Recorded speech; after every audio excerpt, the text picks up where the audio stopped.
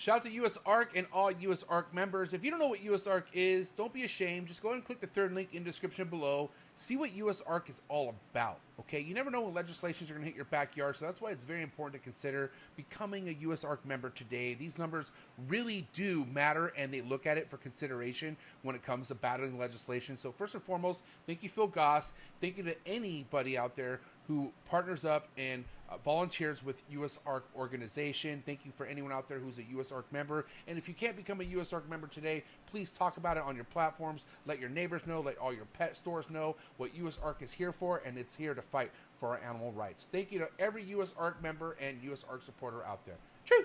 T-minus 30 seconds.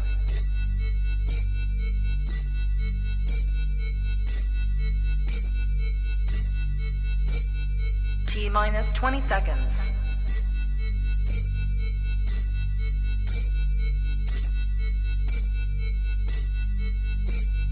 10, 9, 8, 7, 6, 5, 4, 3, 2, 1, 0.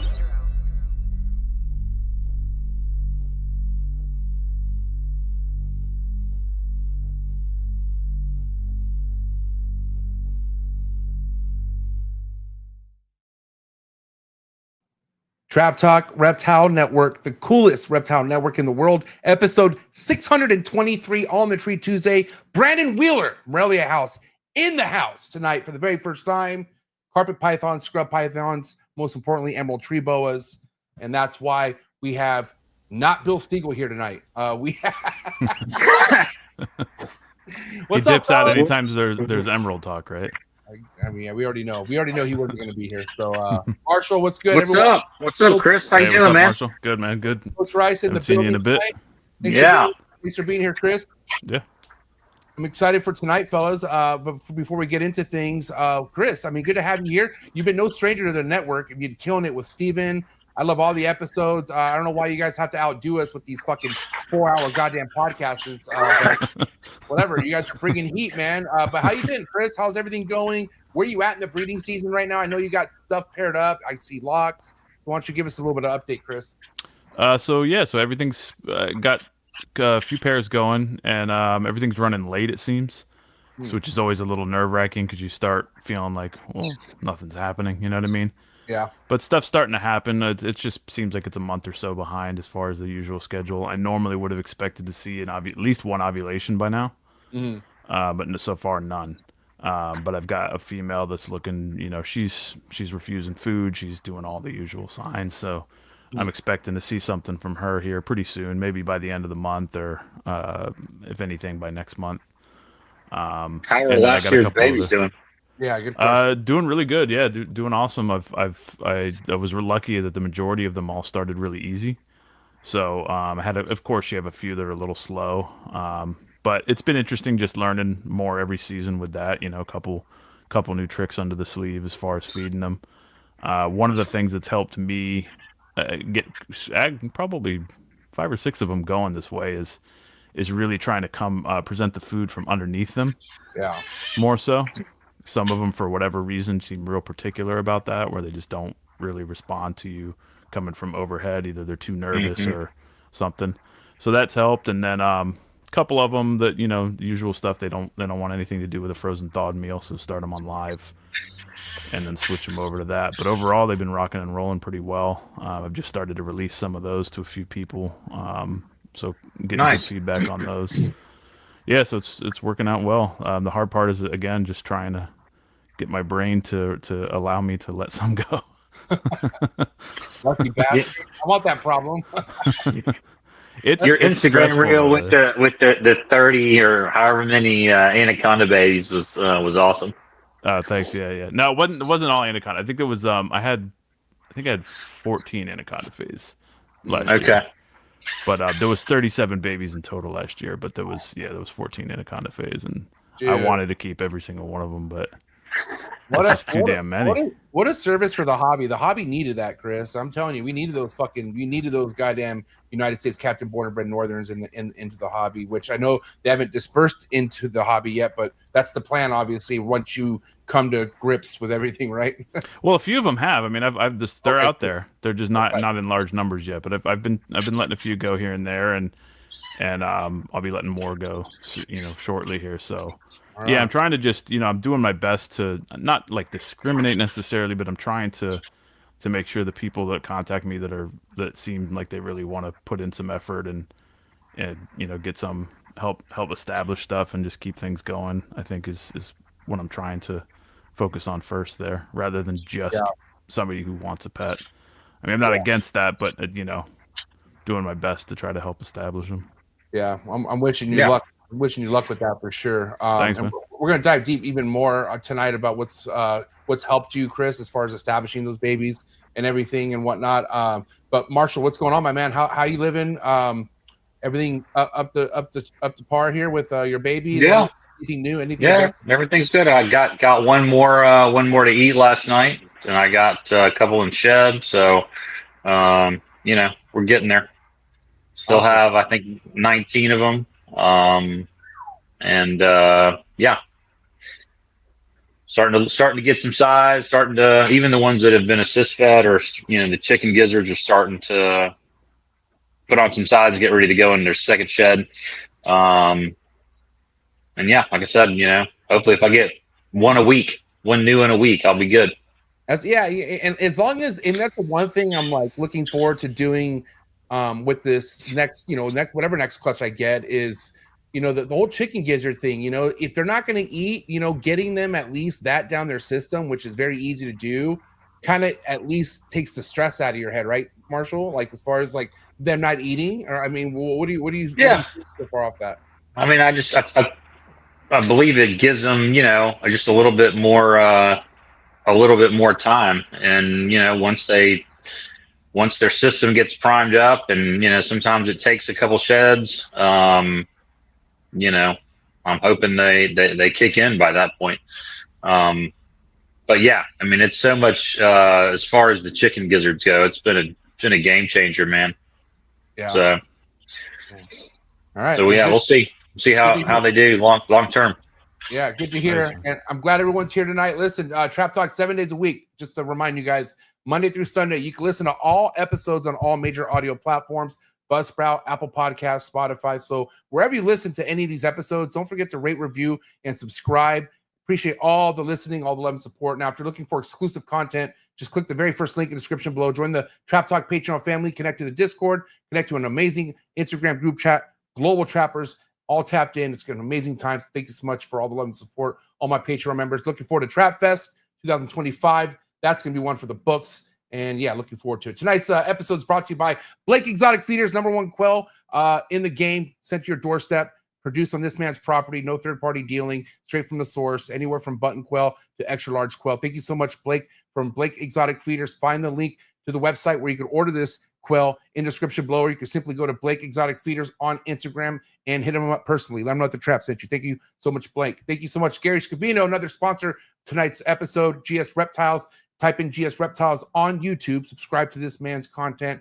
Puts out the best content. Fun to learn from Gary. And you can also follow all his productions and all what he has available on Instagram and also on Morph Market. So find all links to Gary's plugs in the description below. Again, GS Reptiles out of Gary Scavino. Thank you so much. Also, tonight's episode is brought to you by Texas Chondros, Mark Hager, one of the best in the chondro game for sure, putting on some of the best breeders out of Texas. On his platforms. If you go to TX Chondros on Instagram, go give him a follow. And also, if you want to check out his work personally, you could also check all that work out on Instagram and go to his website, texaschondros.com, see what projects he has going for him this year, and check out his potential pairings that could go to the distance. He's already had a clutch hatch out, and Mark's on his way. He'll have another killer year. Thank you so much, Mark Hager over at TX Chondros. And of course, last but not least, shout out to the Reptile Perch, David Brahms from the Reptile Perch, #1 PVC design purchase for your arboreal snake. Go to reptileperch.com, select which perch is best for your arboreal snake, and you can also check out David's projects in the Green Tree Python game on his Instagram. That's Reptile Perch. Find all the links in the description below. And yeah, guys, why don't we get the likes up because it's that time. I know you've met Brandon Wheeler before, Chris Rice, multiple times, right? I mean, did you do a show with him on here before, or am I tripping? No, we didn't do a show together, but he got a couple emeralds from me, and then we've talked on the phone a few times. Unless I'm tripping and I don't remember doing a show with him, but I'm pretty sure we haven't. Now you got me questioning. I'm like, did I do a show? I don't think so. It was him buying the snakes from you. That's what it was. Yeah. I was wondering what the relation was, and then now I remembered. Yeah. And then Marshall, you met Brandon. You've actually got to hang out. Met him at Trap Fest. Yeah, I got to go to his house, check out his stuff. Check out his stuff. I got his stuff. Marshall, he's done, bro. I think he's going on a year. He's iced out. Marshall, you completely froze out, bro. What'd you say? You met him at Trap Fest? Say that again. Did my froze out? Yeah, and glitched out. Yeah, met him at Trap Fest. Got to go hang out at his house. Saw his collection. I saw that he's building a new room. So pumped to get him on and talk more. Yeah. Also, I forgot one of the most exciting topics we have tonight is building a new room, getting animals established in that new room, which just isn't quite the easy feat. As Marshall will tell you, I will tell you. Chris, have you had to move a collection yet out of the year? Not yet. But I've helped a friend do it, and I know it's never easy to do. I mean, it's nothing to just fucking not pay attention to. I'll tell you that much. You got to put a lot of thought into it, and there's a lot of stress involved. Yeah, we're gonna get into it. You guys ready to bring Brandon on, or what? Yeah, absolutely. Let's do it. All right, guys, do what you gotta do to get your mind right. Do what you gotta do to stay hydrated for episode 623. This is Brandon Wheeler, Morelia House. First time on All in the Tree Tuesday. Coming at you right now. Let's go. Cheers.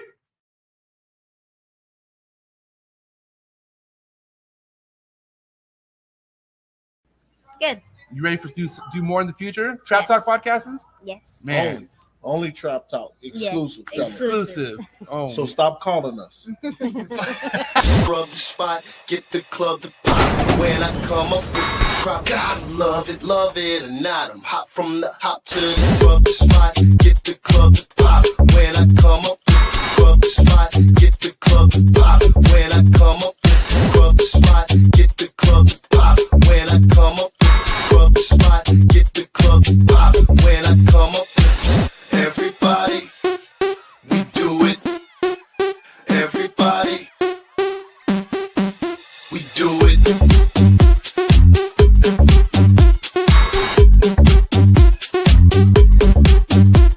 Do it. Do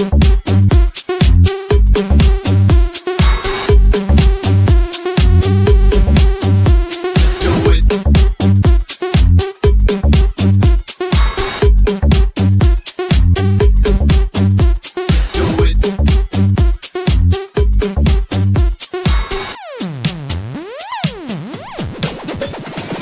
Rub the spot, get the club to pop. When I come up, rub the spot, get the club to pop. When I come up, rub the spot, get the club to pop. When I come up, rub the spot, get the club to pop. When I come up.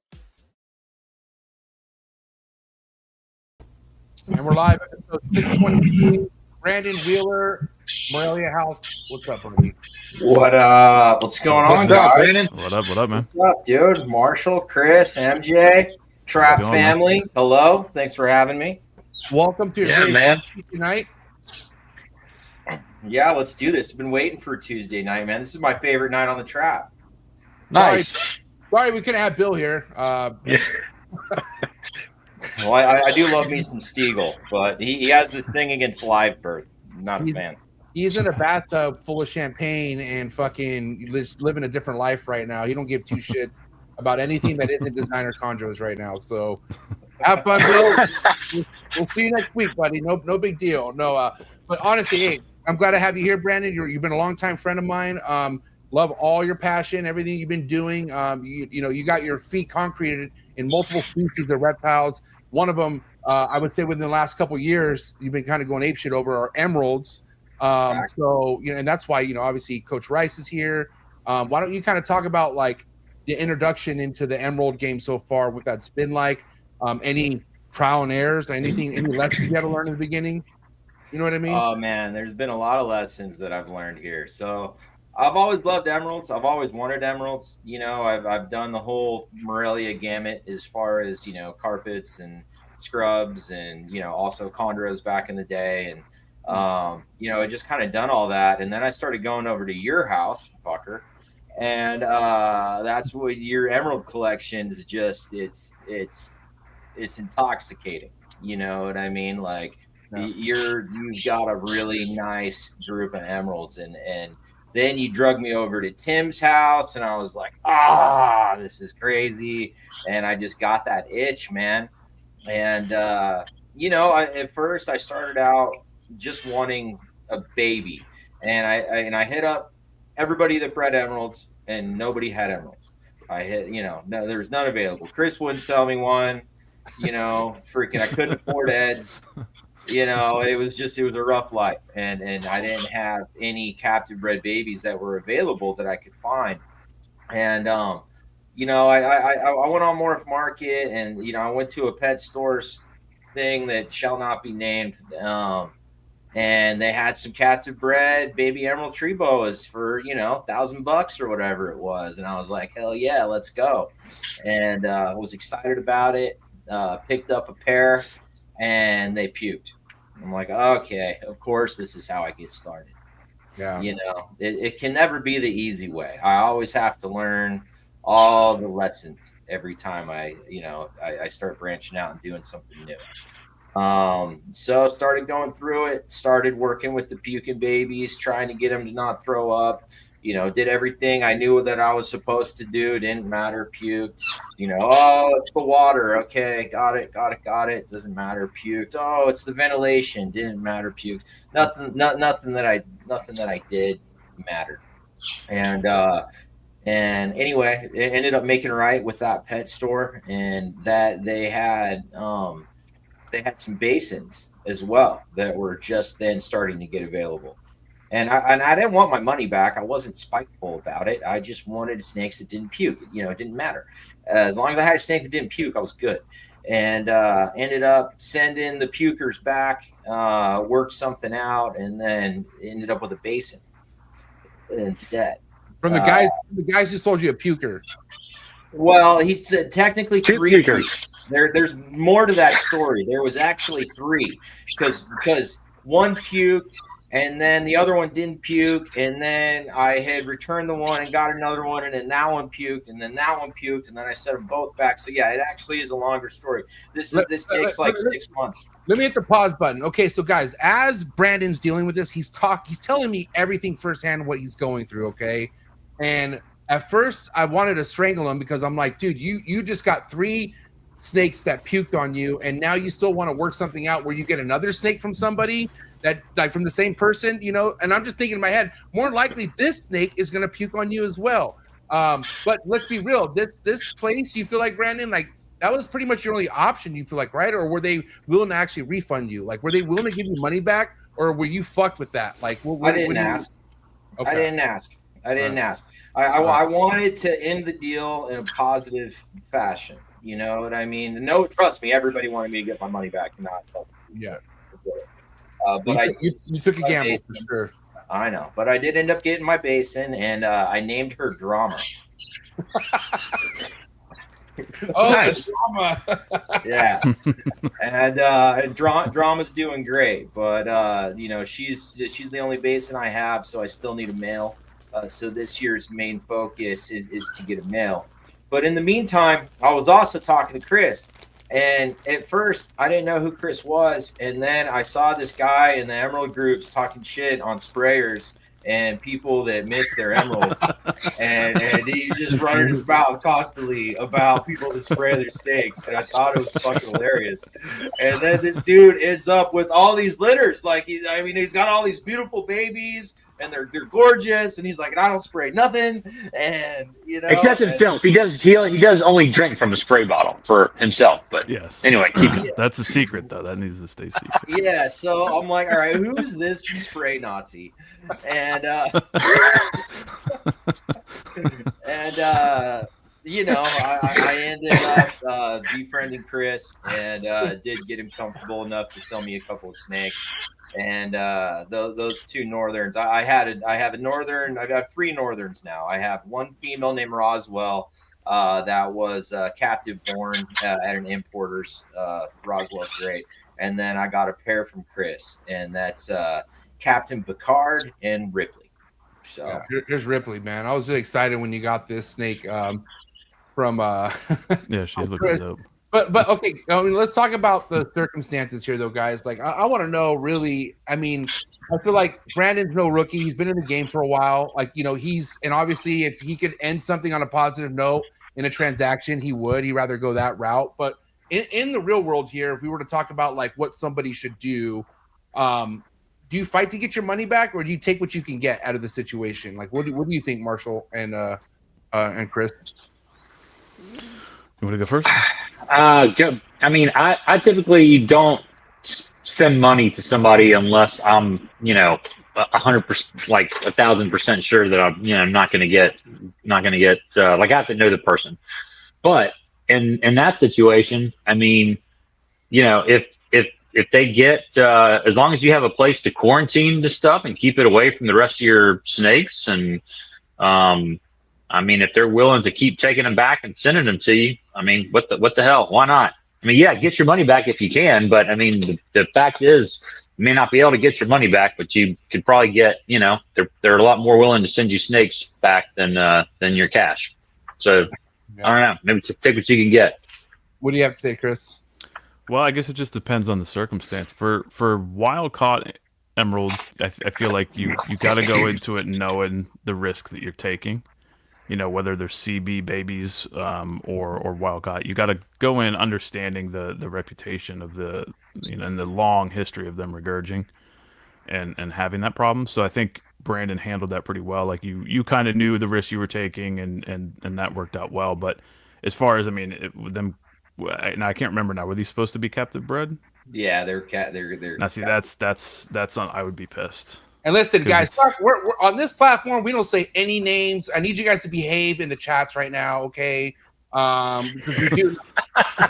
All right, knock it off, guys. We all know who this is, okay? Behave in the chats.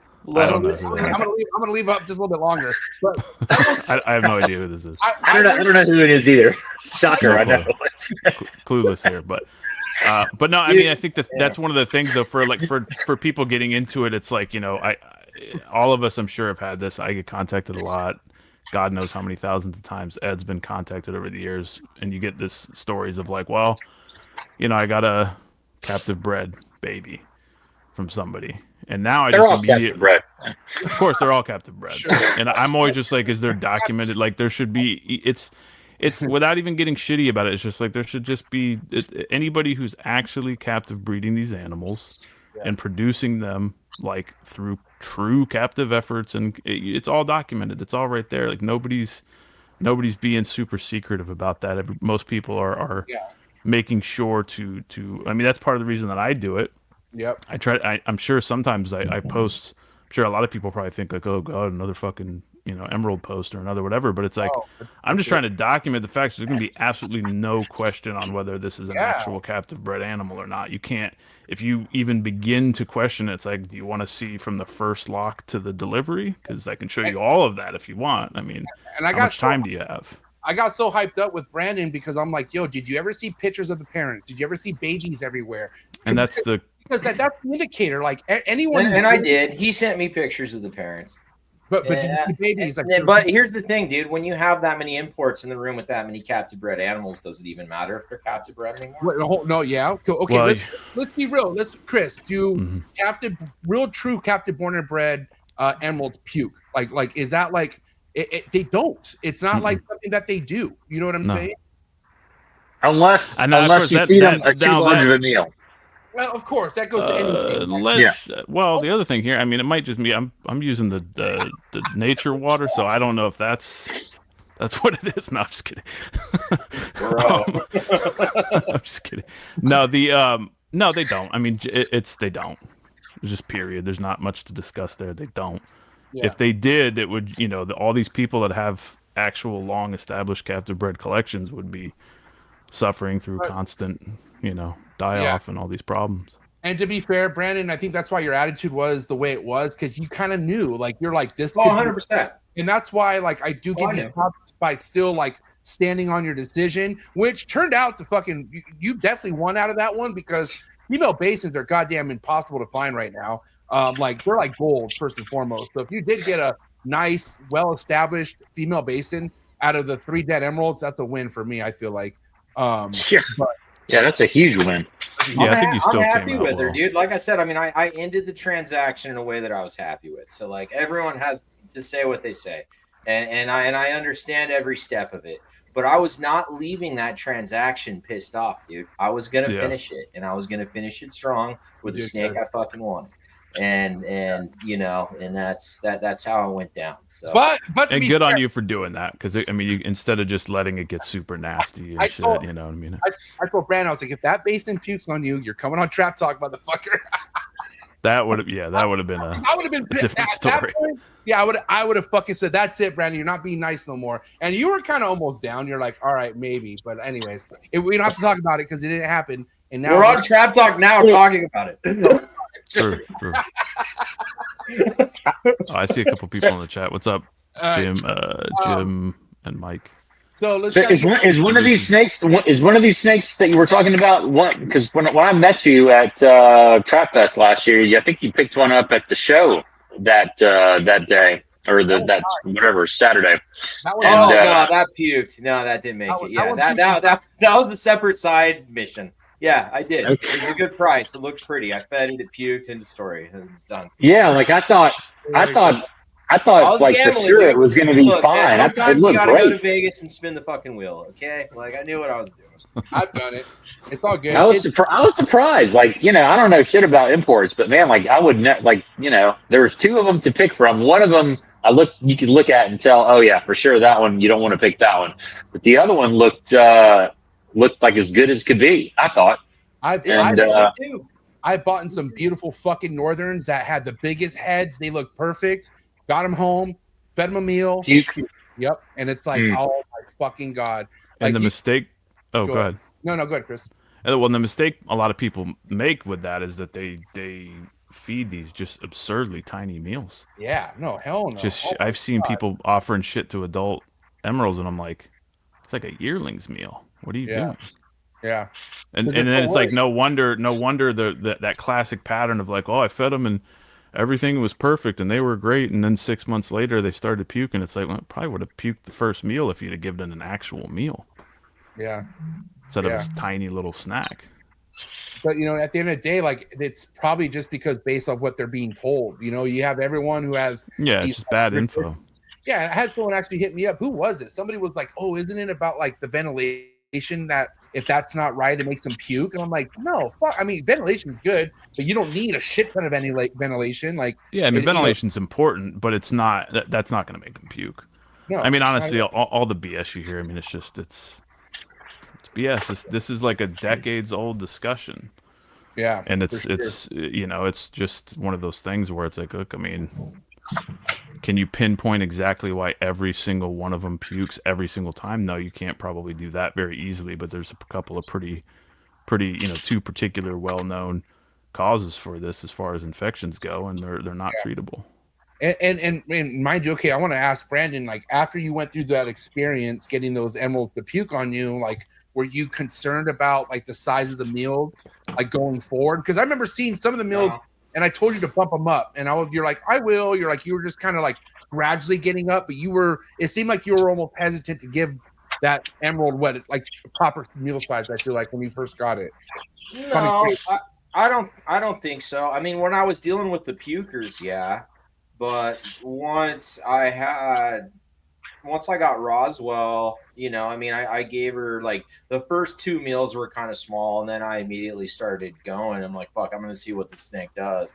Yeah. And, Roswell held it down. And, I mean, I feed, dude, emeralds can take big food. Fuck yeah, they can. They don't, they can take big ass meals. They handle it really well. I don't think they're any different than any other boa or python. Yeah. I think there's zero difference between what they can handle. They're just super arboreal. They're If little anything, you look at that giant head. I mean, it's like they're probably taking down some pretty decent sized rodents. right. For sure. And the thing about not too many people have seen a full size emerald that's mature. Like, I'm sure we all have, you know what I mean? But like, I think until I went to first time I ever went to go visit Forrest at his place, I saw the pure mist willy lines that he had. And then I went to Marshall's and saw his wall of emeralds. And I'm like, oh my God, like these Big things, healthy ones are amazing. beautiful ones. Yeah, dude. And nothing beats the color tone of a mature emerald. Like, you know what I mean? Like once they get into 10 plus years, they get this like crazy, like blue, green, teal color. Like that crazy one Marshall has that I put on his thumbnail that people went crazy over. I love that one. Yeah, is that 50-50 cross that was that Rico, right? Which one? Which thumbnail? Your last vlog that I did. Remember that really big? I think it's a male. A basin or a cross? Pretty sure it was a cross. Yeah. The cross. Pretty sure it was a cross. Yeah. That snake's like what? 2007, so 18 years old this year. Damn. And you see Ed Marino had a 20-year-old female ovulate? That's fucking cool. Yeah, I just saw that today. That's pretty awesome. That thing. What's up with the melanistic ones, man? Because those are they've been hitting my feed lately. I'm seeing people post these melanistic emeralds. I didn't know. For one thing, I didn't know IMG was a thing. I thought Gary was making fun of it, and he wasn't. He ripped my head off, and he said, "Don't ever make fun of IMG again." But I was like, I had no idea. I had no idea IMG was a thing in Emerald. I didn't either. I got to be honest. I didn't either. I thought it was just a nerd thing. I thought like Kevin was just doing his thing and just doing what he does. And so, but apparently, I guess it's a line in the basins. Apparently, I don't know. Well, but then there's also those northerns that have been. Is it? Who is it? Is it? Are you thinking of the one Keith Flax has? Yes, Keith Flax. That's the one. Yes, that one's badass. That's the one. Yeah, that's amazing. I mean, it's interesting. There's been, as far as I'm aware, there's no proven in IMG lines of any of emeralds period that I've seen that's like documented proven. I could be incorrect. Is that a captive bred animal that he has that he posted, or like does anybody know the history of it? Yeah, I don't know that. I think that was I think it was a CB. Like, I think it was one of those, it was either born in captivity or maybe born at an exporter and imported still as a juvenile, but I might be wrong on that. I don't think it's known for sure what the parents were, but it's a badass animal. And you've seen over the years, there's been multiple that have a kind of similar look. There's been a bunch of different, both with basins and with northerns. There's been quite a few animals that show some degree of melanism. But as far as it being proven and reproducible yet, I'm not aware of any lines that have proven out like definitively. I know a lot of people have tried over the years, and I don't know. Like I said, it could be wrong about that, but I'm not sure that it's been proven out yet. But you see a wide variety of it. You see some where it's almost like it looks kind of like mite phase style, where it's like black speckling. Yeah. And then you've seen some that are just pretty. I mean, it looks like a legit IMG northern or basin, where it looks like the same kind of thing that you see in Boas, where by the time they're 5-6 years old, they're pretty damn black. But again, I don't know that it's been actually documented and proven. But it's interesting, and over time, I'm sure something's going to prove out at some point with that. I would think it doesn't seem like it would just be completely random.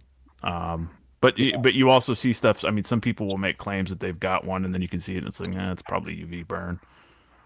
Just like you see with chondros. So you see that kind of thing as well. But with something like what Keith has, like that's a killer looking animal. And some of the dark ones that Ed has and that Steve Volk has had, and there's definitely some interesting looking ones out there. But I'm just not aware of. If somebody can correct me on that, like I said, I may be wrong. The variety that I'm seeing in these northerns is wild. I mean, there's so much that hasn't been unlocked still. Like there's been a lot of focus on the basins and what you can do with them polyagenically, but like the northerns, dude, there's just so much left to unlock. Like I've noticed, Chris, a lot of your stuff is super high yellow. Like there's a lot of yellow in a lot of your babies that you've been producing. But then I see like one of mine, Roswell, there's like no yellow at all. It's just like that solid kind of dark green. And then you got that Miss Willie, and some are the high white and the low white. Now you got the Melanism. There's so much stuff left to do and left to tweak. And I feel like we're just really early on in, what will be Super the early. history of these tree bows. Yeah, because the numbers Definitely. the numbers is what determines what's really like capable of doing what. Like we got to have the like a bunch of these Keith Flax fucking dark phases to like produce back into each other to see if they're really going to be making, either a more intense version or the exact same thing. But that's going to happen. Like we've yet, like Brandon said, we're such an early stage of getting to that. And what's crazy, like you're on the forefront of all this, Chris, because of the numbers that you're producing. Yeah. And being able to pick a side, because I know, Chris, you have a trained eye, and I know you're not letting go of the shit that you are like, oh my God, like you see potential in some of these. I know, if not all of them, but like, the ones that you're like, you're not leaving. You know what I'm saying? Yeah, there's ones that right away I'm like, yeah, this one's definitely not leaving. And then there's others. That's one of the things that's interesting with them too is that they're not quite as predictable as I think some people have always claimed that they were. Yeah. At least from my experience so far, because I know, like, you hear some people say like, oh, you can, what you see is what you get basically with a northern is born. Oh. But I've seen babies go from babies that most people would look at and go, oh, that's not going to be anything in terms of white, and turned out to be some of the highest white ones I've produced. And then I had one import one in particular that was like super bold white, even had the white head spots, the new locale stuff, and then has gone totally dark, has like some degree of melanism thing going on. Not the same style of melanism that you see with like the Keith Flax animal or some of those other kind of might phase calico-ish. But like the white spots disappeared. Basically, they got covered by darker scales, and the whole front half is getting covered by darker scales. So there's just so much variety. There's way more variety even within one litter than I would have expected to see. I thought they were going to be a little more like, the babies look pretty much like the parents and that's it. But I'm seeing a lot of variety even within just a single litter. What this one's turning out like, I mean, I feel like this is going to be, Yeah, that's cool. This is going to have the dark stuff in it. That's a dope one. It's only a couple months old yet, so it's still got time to go. That was born from an anaconda phase pairing. Wow. So the normal animals in anaconda phase pairings tend to have some degree of visual influence from the whatever all is going on with the anaconda phase as far as the genetics. We don't fully understand it yet, but there seems to be some visual influence there. And but even with that, they still can have a decent amount of white and so it'll be interesting to see how these all go. That's why it's so tempting to keep everything, because it's like, dude, this looks like it's both. Like I see anaconda phase and I see like the northern pattern, like the regular like. I've had a couple of them like this, where one in particular, the one that I had with my first anaconda pairing in 2022 that I named Not Sure, because it looked Perfect. like basically the front half looked like an anaconda phase and the back half looked like a pretty high white animal. It even has these like big white circles in between the bands. So again, it's just going to take time to prove these things out and see what's going on with them. But yeah, you get a huge variety, and even normal to normal, you get a decent amount of variety in a litter. But especially with a conda bred to a normal, you get I was surprised what I got this year. So I had two different. Does an extreme anaconda animal have any white at all? Yes, some of them. That's the other thing that's interesting about this. So some of them have there's still white present on them. It seems to be the biggest kind of factor that I see with them is the reduction in white. The pattern is often changed a little bit too, but even some of them have pretty much a normal pattern, but the white layer from the pattern is removed to varying degrees, and then they'll either have very, very minimal white tipping on some of those scales, or they'll have pretty extreme frosting. I have a few that were born last year that I'm surprised how much white is on the pattern, but they have that kind of classic, more circular, actually looks like an anaconda type of pattern to them. So again, it's still like, there's a few people that have made pretty significant progress with them over the years. The one guy I always think of in particular with anaconda phase is Glenn Bogue at Dutch Arboreals, he's had quite a few litters, and I think he's on second or third generation, at least second generation. But there's still questions about how exactly it's working, and Same thing with green versus red merinos, as you're seeing there. It seems likely to be like kind of like yellow and red with chondros in terms of the way the genetics work, but I can't say for sure. That's Yeah, but nobody's. I mean, there's never been an all red litter, has there? yes, yeah, there have. I've There had all has? red litters. Mm-hmm. Yeah. Oh no Yeah, shit. and all green. Oh no, sorry, all green. I meant to say yeah, all green. Yeah, all You've green. had all green? Oh wow. I have not, but other people have. I know. Ryan Wilson has. He's I had was to say Ryan has. I believe. I'm pretty sure that Ed had a female northern when he was working with him back in the day that gave all green litters every time he bred it. I think even with different males. So that's what I said. There's enough evidence to where it suggests it's probably something along the lines of the way the yellow and red chondro thing works. But then there's a wrench in that, and that there have been a few yellow baby northerns. Yeah, and you made one, right? No, I have not. No. I feel like there was one on your page that looks pretty yellow, unless I'm tripping. No, I mean I have some pretty high yellow animals, but none that were like. I mean, this like some that were born yellow, like literally yellow. I know this isn't. Yeah, I mean. No. Yeah, it's. I see what you mean, but no, I mean like yellow, like almost not as intense as a yellow chondro baby, but pretty bright yellow. I know that Tony Nicolai had one of those, at least one of those, if not two of them, born many years and years ago. Rico made like that too, also, didn't he? He may have. I'm not sure. The only other person I recall offhand that said that they've seen him is Igor in Suriname, but I don't know the exact circumstances. I've seen some light ones that Rico produced, but I don't know if they were like the true, like yellow. Yeah, I don't know that I've ever even seen one of those. You'll see some variety between northerns and basins. Some are born pretty orangey, like pretty light orange, and then some are more, pretty dark red and everything in between. Brick red, yeah. As far as like yellow, I can only recall seeing the one picture. So let's get back to Brandon as far as like his husbandry, as far as what's working for him, because he also has northerns and basins. Okay. There's been some people out there to say, who say you should keep either basins warmer or cooler. I can't remember which one's the I guess the preference, but I know, Marshall, you keep your basins the exact same way as your northerns, right? Yeah. Right. Yeah. And pretty much the exact same way as chondros. And yeah.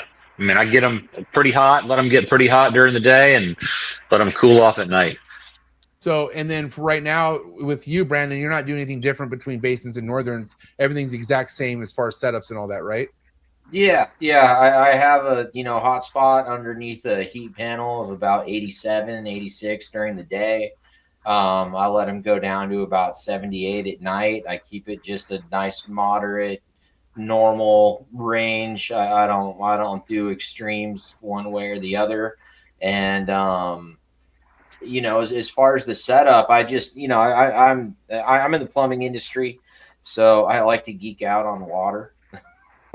And what I do is so I've messed around with misting systems, and I had a misting system that I liked before that was kind of like phase one. And then I went ahead and I phased that out. And when I moved into the new room, I went hard and I geeked out. And I needed a sink in my reptile room. If you were ever building a reptile room, for the love of God, you have to have a sink. It's crucial. Okay. You don't want to have to do buckets back and forth all day. Oh my God, the buckets, dude. I never want to run a bucket of water ever again from one room to the other. It is the worst, man.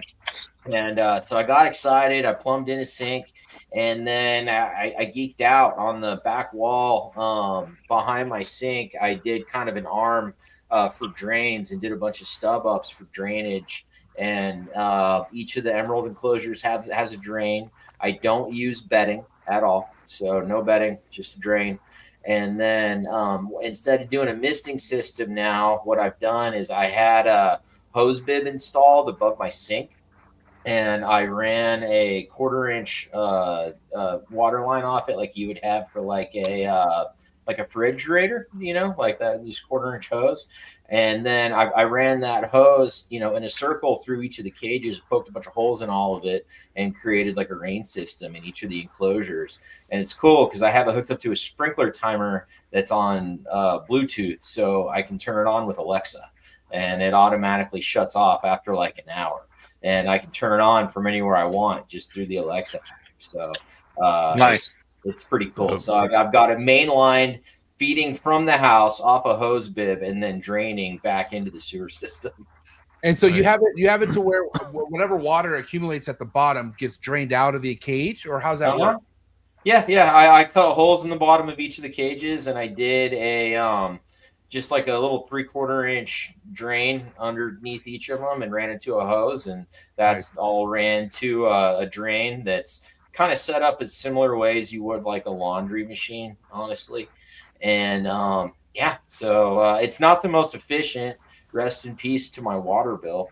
You know, at some point in time, I'm gonna modify that, and I have an idea what I want to do in the future. I already know what the next one's gonna look like. So what's gonna happen is I'm gonna get more emeralds, because that's the way it goes.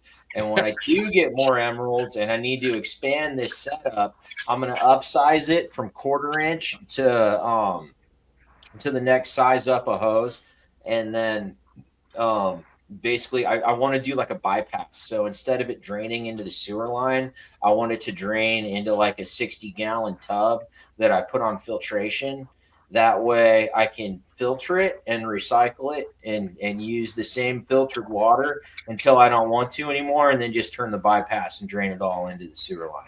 Nice. So eventually I'm going to do that.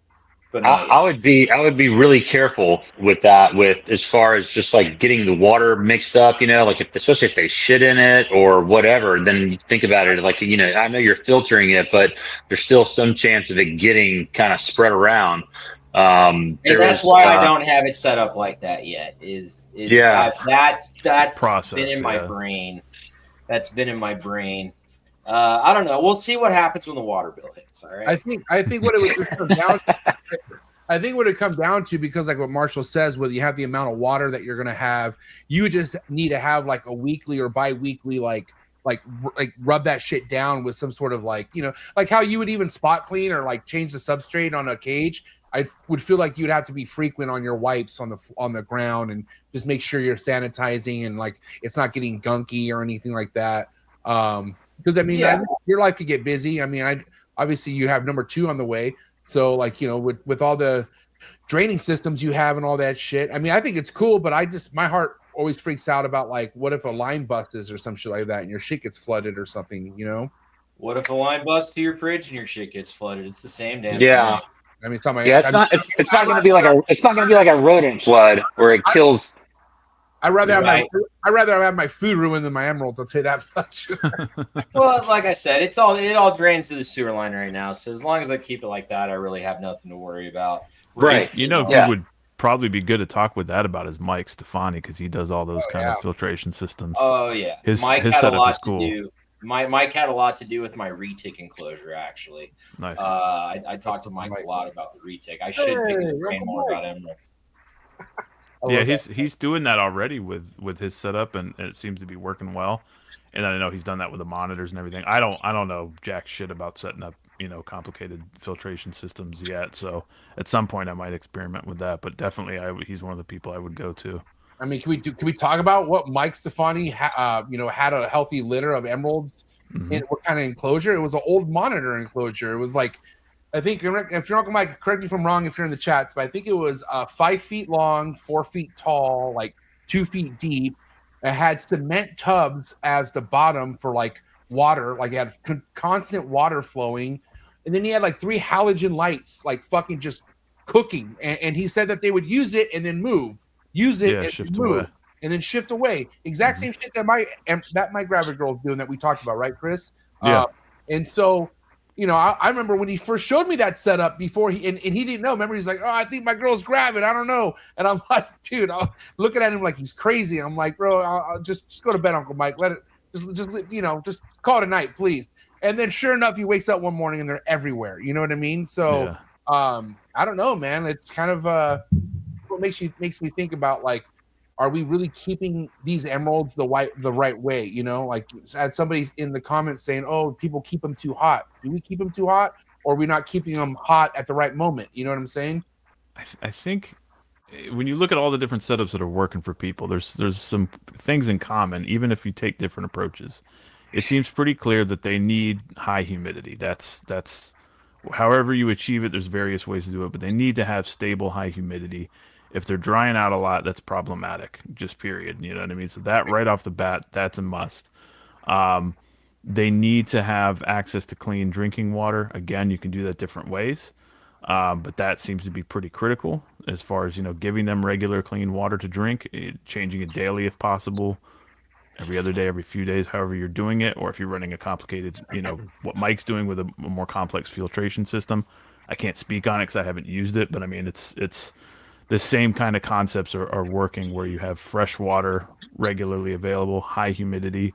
Temperature, I think, again, when you look at the things that have been working for people, they if they're gonna have access to a hot spot or high heat, it needs to be something they can get away from.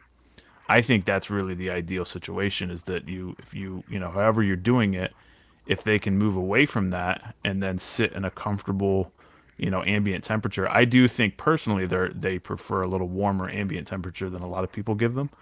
But even with that said, there's people that have had good success with a relatively low ambient temperature for them. I think you run into problems if you're really cooking them and they can't escape from that high heat. Yeah. Just like all sorts of snakes, you know what I mean? They're not. It's not natural for them to just sit there and cook all day. Oh. I've seen people make those kind of claims like, oh, the emeralds are basking and out in the sun for at 95 or 100 degrees for hours and hours on end. Well, there's probably something wrong with the snake if it's doing that. That's not really, in my opinion, a natural behavior for them to exhibit. In my experience with them, and I think it's probably similar to most of us, they don't choose to bask very often at all until they're gravid, and even with that, a lot of times I don't see much gravid or much basking behavior until after they've had the post-ovulation shed. Yeah.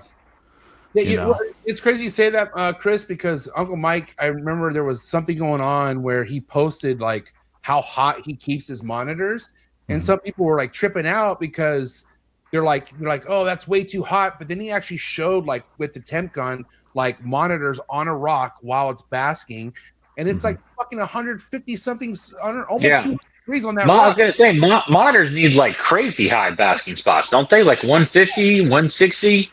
But the baskings they get in the wild aren't meant for them to stay there. They're not meant to be like, okay, you could be here for 12 hours. No, like you get what you need out of it, and then you fucking take off so you don't get eaten. You know what I'm saying? That's the critical thing. And I think I can't speak from keeping monitors. I don't have experience with that, but I would think it's kind of common sense that, this is how a lot of the animals are behaving in the wild. They're basking for relatively short periods of time. It's going to vary a lot between different species and where they live and how they live. But I don't think that there's too many of them that are spending 8-12 hours, on basking under some form of heat. As far as normal circumstances are concerned, I think when we see that behavior in captivity, it's probably more so that, they're not getting warm enough, or the heat source isn't penetrating properly, whatever it is, some combination of these things, and that's why they're just kind of sitting there. Like I've had that before with my old setup with the emeralds that I had the ultratherm heat mats on, with a gravid female that just was constantly butted up trying to get warm enough and spending all day doing that. And, I had bad litters doing it that way. Yeah. And mind you, like, I think the husbandry levels we talk about are very vital when it comes to like breeding emeralds. You could get away with not doing this, just keeping them. You know what I'm saying? Like keeping them, and if, you're probably going to deal with some stuck sheds here and there, but it's not going to die on you. Like an emerald could live through this. It's just when it becomes the whole breeding part of things, right, Chris? Like that's when all this shit that you're talking about really comes vital and important. You know what I'm saying? But then we just have to think about whatever this female needs that's gravid. It has to be just as important for the other ones that aren't gravid. Like they probably still enjoy that basking period, and they can move away, and they just have good, high ambient temps. You know what I mean? It just gets you thinking overall of the husbandry for an emerald period. Yeah, I guess it just depends on, there's multiple ways to do it. So like for me, I haven't seen any males bask, I don't think ever. And they have access to it. They don't choose to use it. And I don't really see the females choose to use it either until they're gravid. and then they do. And so it and that varies throughout the pregnancy. Some days they'll bask for several hours in a row at pretty high heat. I think probably the basking duration also has some relation to how warm they get. Like I've never offered like super high heat. I've never given them like 100 or 110 or anything like that. Yeah. I don't doubt in the right setup and a large enough setup where they can get away from that they would probably bask under that temperature just for a shorter period of time and then shift off compared to something like 88 or 90. One thing that I like that I have set up that I'm going to keep doing is computer fans. Nice. I know it's a little extra, and I don't have them on all the time. They're on timers, but as far as getting that like good airflow, I don't want them to stay wet. You know what I mean? That's important. Yeah, you don't want water. You don't want stagnant water for sure. Yeah, so like after it rains at night, then the next day around like noon, I'll have a computer fan come on for like an hour and a half and just blow blow through the back for an hour and a half, and then it'll turn off and that's it. So it's not like I have the wind on a lot, but just enough, to make sure that I know there's good airflow in there and it's not all stagnant. Gross. I think that's a great idea, especially if the way that you set yours up, because I like the rains, especially the new one that you did. I saw in your stories. I can't remember if you did a post about it, but I really like the way that is. It's like it looks like a much more natural kind of rain system for them than a lot of the misters. But I think you're dead on. Like just not having the animal's skin be soaking wet all the time, and not having the cage be soaking wet all the time is a pretty important factor in keeping them. Yeah, and it's tricky because you're trying to get high humidity, but you don't want it constantly wet, so you have to figure out what works in your area to achieve that. Yeah. Yeah, and I was gonna say, just like anything else, like something has to get dry at one point, and then obviously you could get it wet again, and I feel like the fans might be a good solution for that, Brandon. So that might be ideal. I know fans. Dude, it was your idea. You didn't know it. Do you remember this conversation when it was your idea? So this is what happened. So I had the baby emeralds, and I had them just set up in the rain system, and I had them set up in the 2x2s, and this was right when I like first put them in there. And I told MJ that I was doing it, and I sent him a photo or a video of what was going on. And he's like, "Dude, you're gonna kill him. What the fuck are you doing? They need to be in tubs. They're way too small for that enclosure. You're gonna fucking kill them." And I'm like, "All right, dude. Oh, dude, he just why am I gonna kill him? Tell me why." You just got done with the triple homicide from fucking a well-known pet fucking guy, and now you're gonna put something in a goddamn big enclosure. So I'm just looking after you, buddy. I was concerned. Yeah, so he goes through like all these different reasons why, and one of them was like ventilation or wet, or you can't have that going on. And I'm like, no problem, dude. Computer fans, I got it. Yeah. And like MJ went through this list of why everything that I was doing was a bad idea, and I was like, oh fuck, I got a solution for that. I got a solution for that. Like, all right, cool. Hold my beer.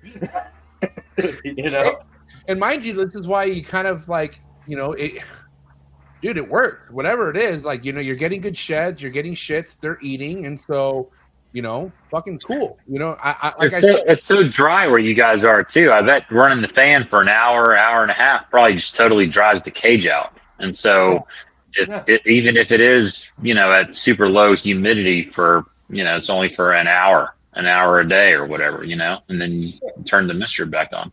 Well, it only rains twice, 3 times a week. I don't do it all. I don't. Okay. Well, it's not every day, so you're not dumping on them every day.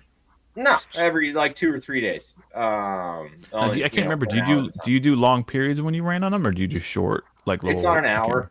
Hour. Okay. Cool. An hour. Okay. Yeah, the sprinkler system, because it's on a sprinkler timer that is automatically like its default is an hour. Like that's as long as it'll allow it to go for before it automatically shuts off. So I'm like, all right, that works. And do you let the water build up at the bottom during that time, or I can't remember how it's configured. Does it automatically drain?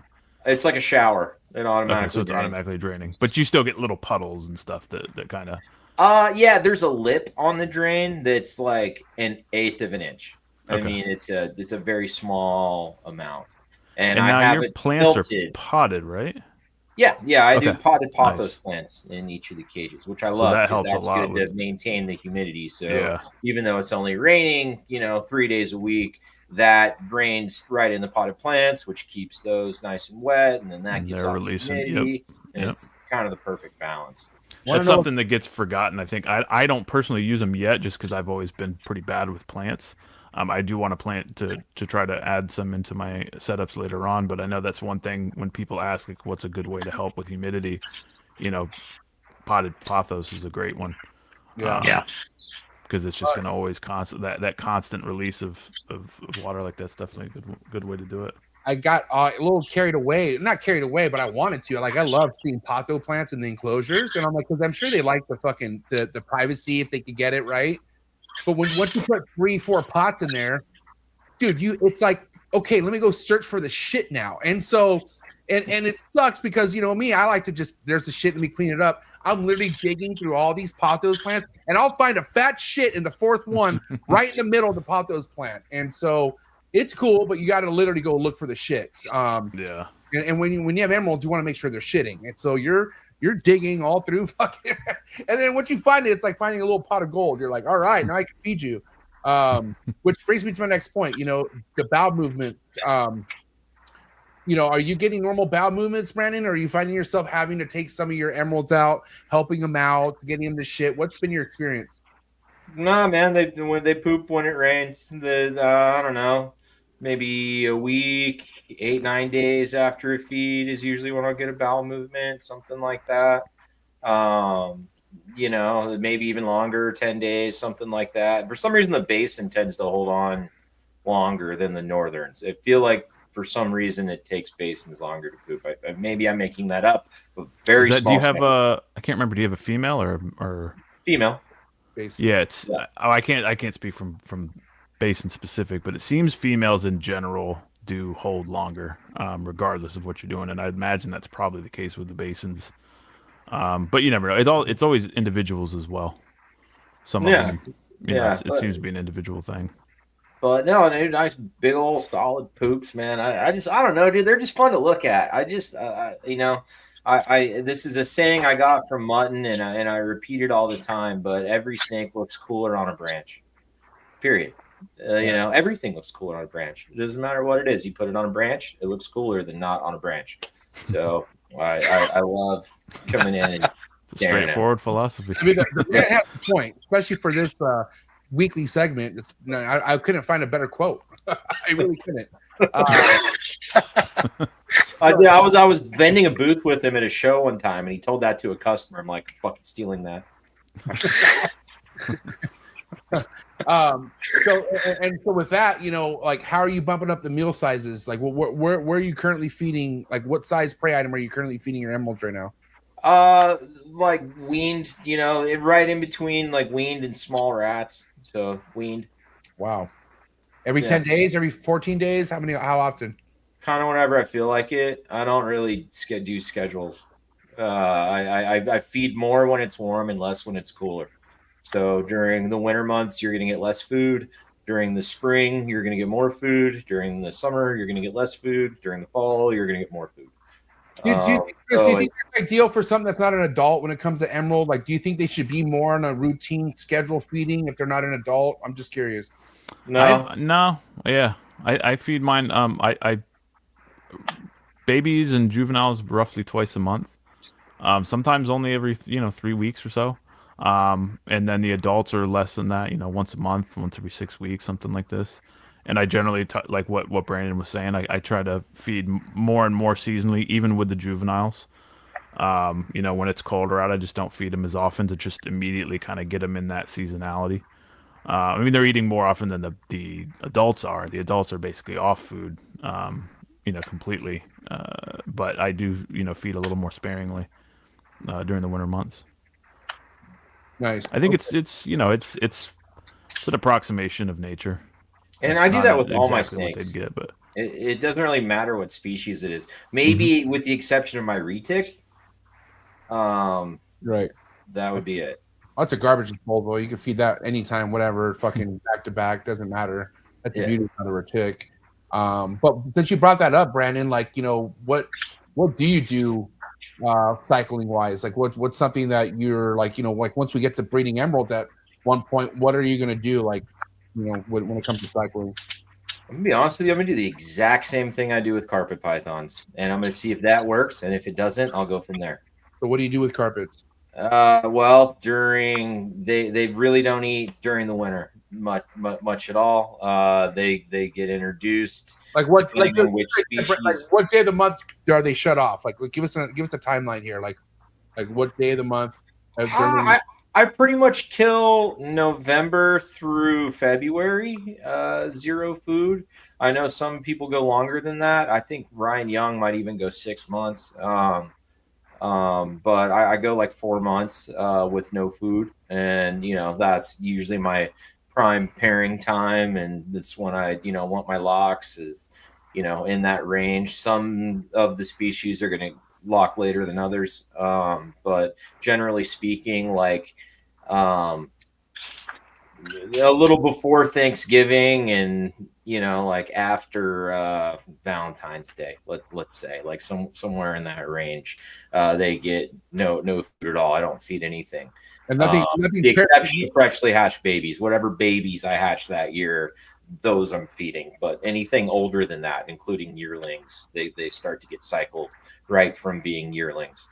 And nothing's paired up during this moment of fasting. You don't have anything. You wait to pair, or do you pair? Nah, I pair everything up. No, I pair early. I don't care. Yeah, I'll pair early. I'll separate. I'll let them fill it out. I'll in the words of Eugene Bissett, be the student of the serpent and try to pay attention to who wants to hang out with who and who doesn't, and just kind of let the snakes tell me what they want to do. I'm not a fan of pairing early. I'm really not. Like, I feel like if it's something that has gone for you before, like there has to be a window when you pair that fucking snake. Only because I feel like when you have certain males that are good, they'll get the job done at the wrong time. Like they'll basically get the locks in before the female's building anything, and then they'll just won't want to fuck after that. And then now you're just okay, great. And I'm just coming my own experience with some chondros that I saw, not with emeralds, but with chondros. I feel like there's a certain time that you're going to want to put that male in with that female. Otherwise, it's just a waste of locks. You know what I'm saying? Yeah. But I always feel like I'm going to miss that time. Yeah, but dude, from what I understand, Brandon, where we're at, things usually go later, not earlier. Like we always have stuff typically go later than usual, if anything, right? Like if you have a girl who laid in April, like it's not uncommon for that thing to lay in June or May or like a little further out. Like from what I'm standing, the way we have stuff in SoCal, like stuff always seems to go maybe either a little later, way later, but it's always later, not earlier. It depends on the species with me, because I breed so many different types, and when you're dealing with carpet pythons, there's a really big range in that. You're going to have the Papuan carpets or the IJs, are typically going to go first. Your variegata usually going to be first. And then after that, you're going to get your jungles kind of going. Then you're going to usually get your coastals and then inlands and then diamonds. And they tend to have kind of a staggered area where they want to lay eggs depending on how cold it is where they're from. Typically the colder species are going to lay later, and the more temperate species are going to lay sooner, in my experience. So it really depends on what species you're working with, and kind of their elevation they're from and how far from the equator is going to really determine what time of year they prefer to breed and lay. Yeah. Have you had any luck with not to get off topic here, but with your diamonds that you keep outside? Yeah, I had a clutch last year. Nice.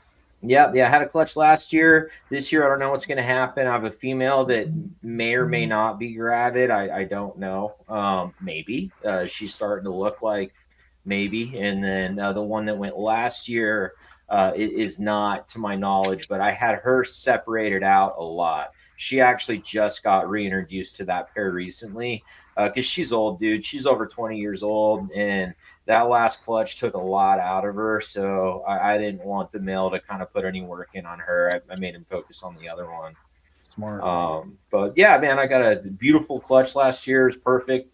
100% hatch rate. Hatched 11 babies, and Nice. yeah, It's badass. And- Those are and- sweet. Cool. That's You really keep cool. them. You keep them outside 365 days a year. Like you don't ever bring them in. Like no matter how cold it gets there, or how do you deal with that? Generally, yes. There have been reasons why I've brought them in. If I'm feeding them, I'll bring them in because I'm not going to feed 3 snakes in the same enclosure. That's fucking stupid. So they each have their own 4x2 by 1 foot tall. I have the 12-inch tall animal plastics enclosures that are. I don't like them because they're not tall enough, but they work great for just like temporary housing and feeding enclosures. So each of the diamonds have their own 4x2 in the basement whenever I want to do that. And then there may be a reason why I want to separate one out from the other for, whatever it is that's going on. So sometimes, yes, but I've never brought them in. Yeah, I don't think I've ever brought them in because I thought it was going to be too cold. But I mean, if there's a really big, crazy storm, maybe I'll bring them in just for the night and then let them out the next day. But generally speaking, they're out there 365. Do they have a? I can't remember. Do they have a heated box? Yeah, I've got. So they go in. They basically, heat. if it's getting cold, they'll go in there and chill out, right? Yeah, they love it in there. Those Zoomed kind of tortoise heat pads that are like big and thick and plastic and for like sulcatas and shit. Yeah. So I've got one of those in there that's on a thermostat that's not in the box, and then inside the box I've got a 120 watt heat panel that's also hooked up to a thermostat. Where I'll let the night. I have the night drop set to like 50 or something. And then the daytime I have it like 87. That way they can warm up in there. There's a little shelf so they can kind of get up as close as they want. Hey, Brandon, when we had that crazy heat wave last year, did you have to bring them in because of the heat wave or no? I did bring them in because it was too hot. Yes. No. That I did do. Yeah. And what's crazy, it's like where we're at, it's not a long period of time that you have to take them in, but there is that moment. We do have those moments Right. that it gets either too cold or it gets too hot. But then it gets back to normal life and then it's fine, but it's just like those periods. Like I feel like it happens twice in the winter and like twice in the summer. We get those either two insane cold fronts or fucking insane heat waves, and that we have to always be like on our toes about in Cali for sure. Yeah, 100%. That's why they each have their own, like I said, they got their own 4-footer they can do. It's just, I feel better just not filling that up with other snakes, knowing that that's always available when I need it. Yeah, that's a really good safety net for Hey, them. Who wants to take a fun wager right now? Because one thing that me and Brandon are known for, I predicted a sex ratio one time out of a clutch that he sexed on my show. It was like out of 12 snakes, right? And I guessed the exact sex ratio out of 12 snakes. Nice. And it was fucking pretty iconic. But let's do a little wager right now. According to Uncle Mike, and Uncle Mike, I'm not doubting you, buddy. I'll never doubt you ever again in my entire life. But he's saying that he has a gravid bone eye, that he has a gravid bone snakes. Nice. Who wants shit. Who wants to think my Uncle Mike is going to get healthy eggs from a bull eye like off this? I feel like dude. Who's gonna vote against him? You gotta support Uncle Mike, dude. Because bull eye is one of those things where a lot of people think they have a gravid fucking bull eye. I've heard this hundreds of times, like, oh, my bull eyes. But like, but it was the same thing with the Northerns. Like when he was telling me he had a gravid Northern, but he wasn't sure. I'm like, dude, you don't. Like if there's no one sure. I feel like if you there's so many things, eventful things you see with Northerns when it's gravid. But sure enough, dude, the guy fucking his instinct was correct. Mm-hmm. And so I will say right now, that's why I trust it here. I think trusted. Yeah, for sure. Right here, hey, we're Mike. There's something about that basement. Maybe it's the Doit. Maybe it's the magic Doit that he has in that basement. I don't know. But we're rooting for you, Uncle Mike. But yeah. So, with that being said, Brandon, like what's on the program for your breeding projects this year that you're like kind of betting for? Like what's something that you're really shooting for this year? And anything that, that you're working with? Honestly, I already hit it. So I've got ivory jungle carpet eggs in the incubator. Wow. Okay. Why was that such a big thing for you? Because I'm the only one in the United States that'll produce full-blood ivory jungles this year. Nobody else. I don't think is gonna get it. And why is that? Like, why did it take so long? Or like, because I feel like is that something that's new to the hobby? I'm confused. It's not new. It's just Nick's really choosy about who gets to have the full blood ivories, and I was lucky enough to get a pick of the litter, pick of a clutch when he had a clutch, and there haven't been that many clutches of the full bloods. And I just haven't heard. Now I could be wrong. I don't know everybody. Maybe somebody does have a clutch, and I don't know about it. But to my knowledge, I know Nick's not going to have full bloods this year. He might have some other ones, but he's not going to have. By full blood, like, what does that mean? Does that mean pure locality jungle or pure? No, so it's a polygenic thing. So it's they're line bred. So these have never been outcrossed. This specific pair is like 5th generation, and haven't been outcrossed because when you basically it was take jungles that look black and white to jungle that looks black and white, and then go and then go and then go and then go. And now, we've got black and white jungle carpets, which is freaking awesome. And, they almost look exantic, even though they're not exantic. But, that was done through line breeding. And it's a good idea to outcross this stuff. So I'm not saying that they shouldn't be outcrossed, because they should. But it's also nice to have that founder line kind of untouched. And no, I'm very excited to have this in the incubator. I made a really big deal out of wanting them. It took me a long time to be able to get them. There haven't been that many that have been produced, and I'm stoked. So that's a big hitter for me. Other than that, it would be awesome to have another clutch of diamonds. That'd be fantastic. Time will tell. We'll see. May or may not get black and white or just the black and yellow, standard jungle carpets this year. I love producing jungles, and I tried for a couple of pairings. There's a few girls that do look gravid, so we'll see what happens. Inland python girl, maybe. We'll do inlands again. Gelatin locality, carpet pythons, maybe. She looks like she should be ready to rock and roll. So I'll know more around Easter. Historically, for some reason, I tend to get Easter eggs. I've gotten Easter eggs like 4 or 5 years in a row. So we'll see what the bunny brings. What are you, the carpet bunny? Fucking yeah, we'll see what the bunny brings, dude. Easter tends to be, for some reason, when I start to really get clutches. What's the market overall right now, like for the carpets? Like, obviously Great. You're not having any issues selling them when they're available, or no, it's great. Sold out of everything this year. I have one male inland python that I just posted a story of. First time I've posted it the other day. So we'll see when he decides to move. But he's all I have left, and he's the only thing I have available. And by this time of year, every year, I'm out of snakes. I don't ever have anything left to sell at this point historically. So it's good. And unlike a lot of other things, I've seen carpets actually go up in price over the last couple of years and not down. So it's good to see them on, not high. It's not like crazy through the roof, but they've been on just a steady, nice, it's like if you're in the stock market, it's like an ETF, except right now. That's down. I guess. But in the long run, it's been nice.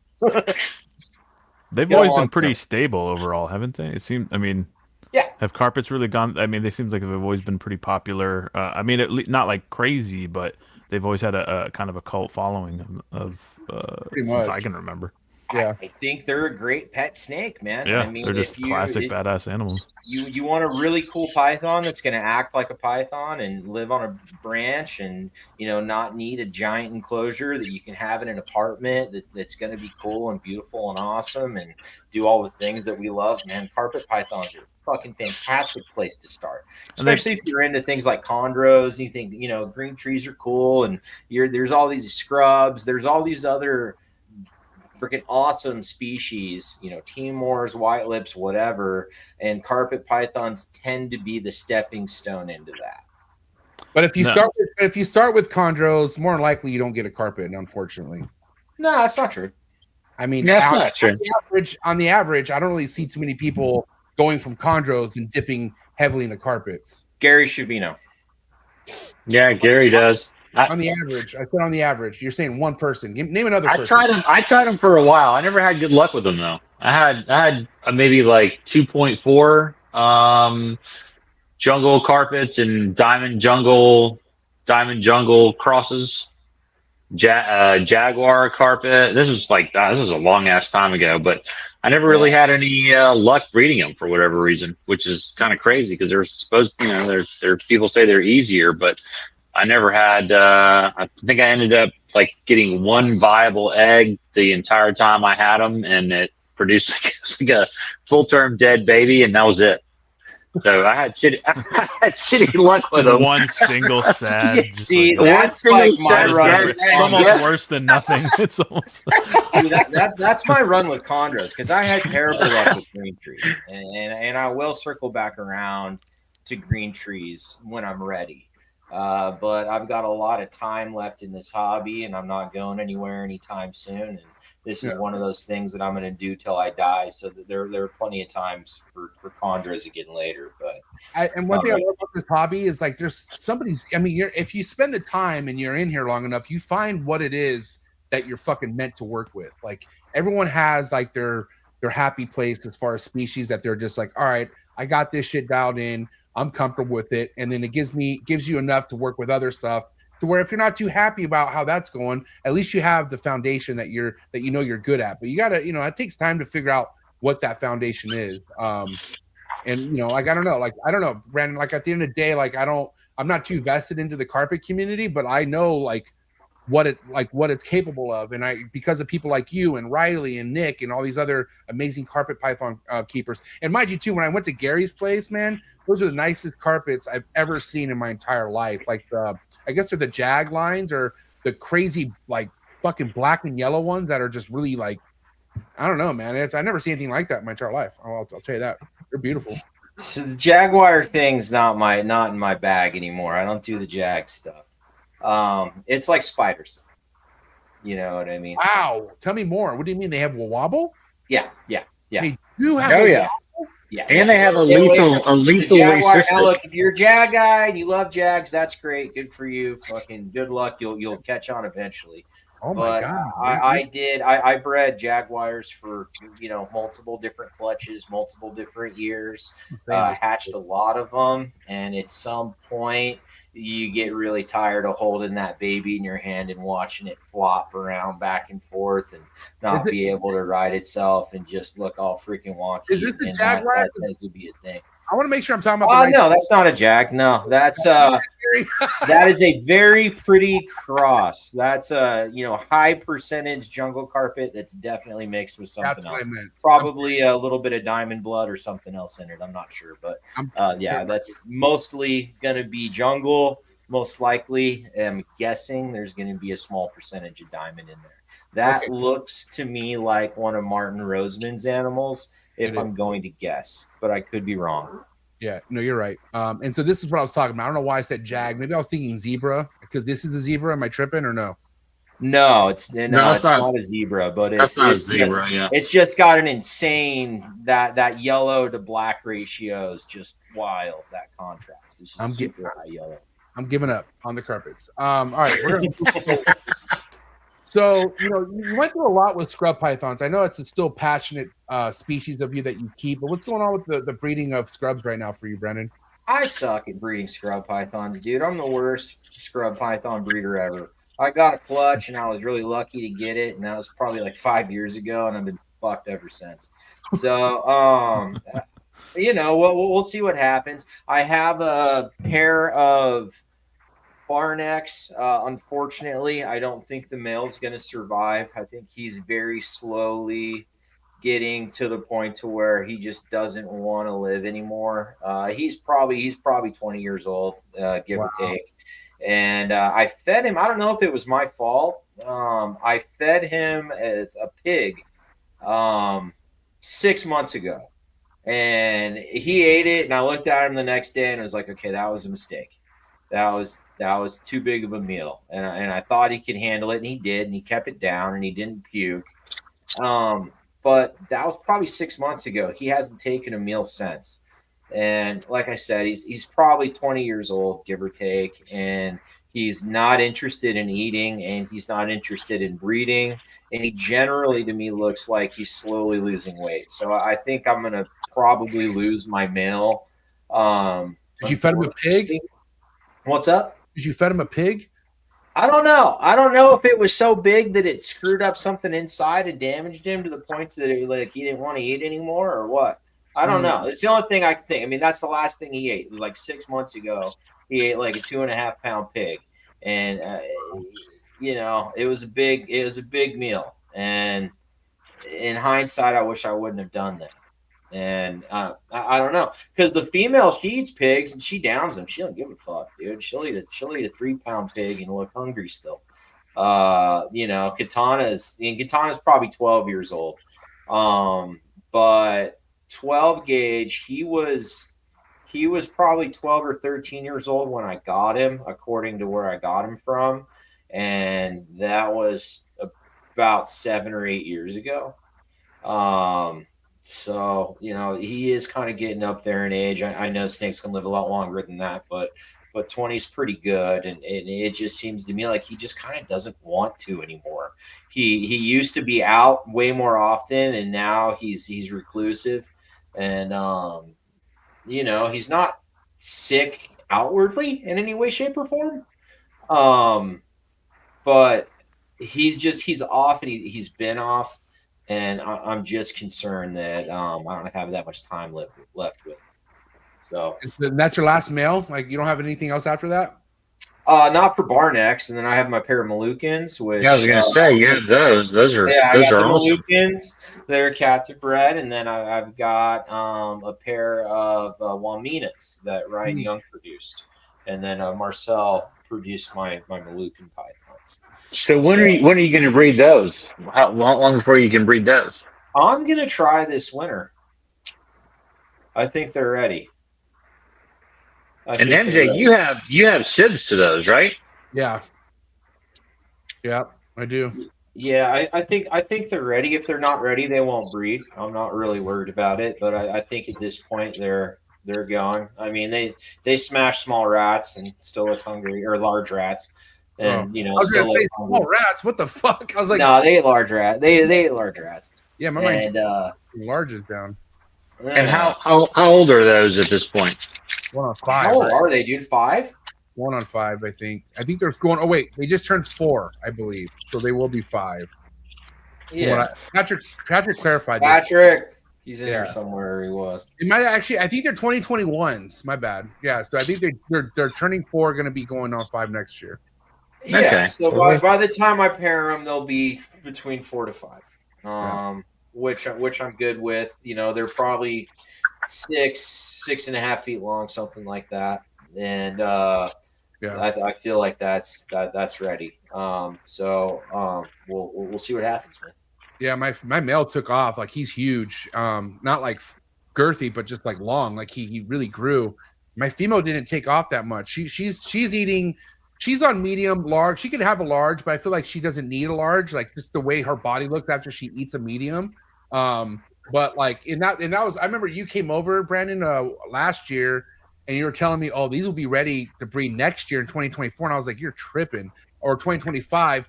But now that I'm thinking about it, now that I see the male where he's at, the female could just be a small girl, and I mean, that's that's not, it is what it is. I mean, not every scrub needs to be giant.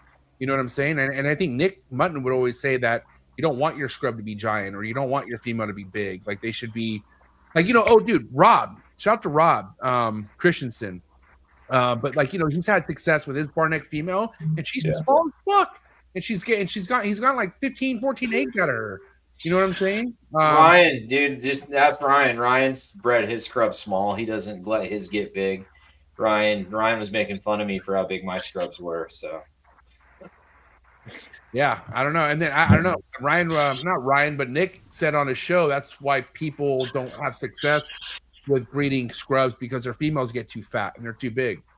Yeah, mine's huge. I mean, Katana is easily a 12-foot snake and eats, pigs. So, yeah, whatever.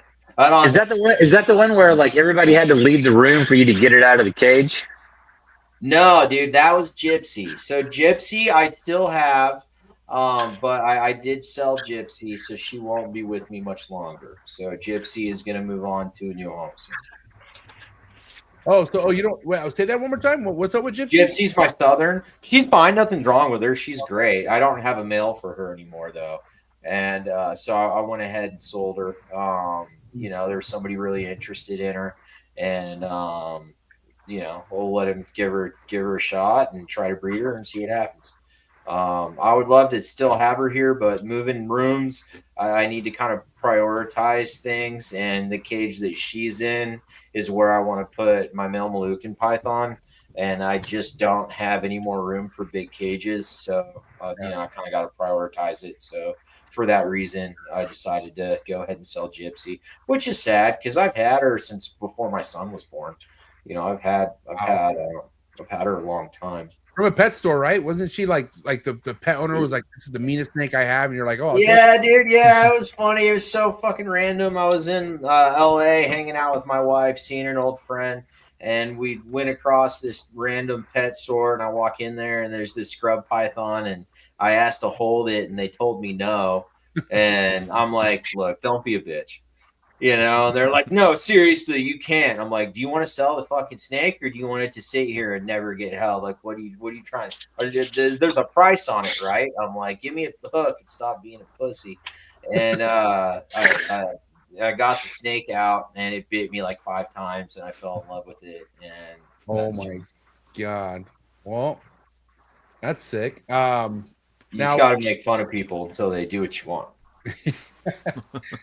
Now, on the topic of your new room, man, let's kind of get to because I definitely know the stress of remodeling a room for your snakes and getting that all squared away. Let's talk about that process. How's that been so far? Getting your room dialed in, and where's it at right now as far as completion and all that? I don't know if I'll ever be finished. So I need to. There's a lot I still need to do, but I'm happy with it. You know, the main things are I got it insulated. I've got a mini split installed. I had electrical done. So there's 2 new breakers. It's funny. I have multiple breakers for the reptile room. So the basement is run off of 2 breakers. And then the garage now has its own breaker for the cages. And then I had a mini split installed that needed to be on its own breaker. So I had to have electrical done. Super important, guys. Don't have an early reptile room with really old electricals. Don't do it. You know, spend the money on an electrician and get it wired up right. So, you know, you'll be cool. But yeah, so got all the plugs exactly where I wanted. Got the mini split up and running, which is awesome. The mini split is so clutch. I'm so happy that I have a mini split. Game changer.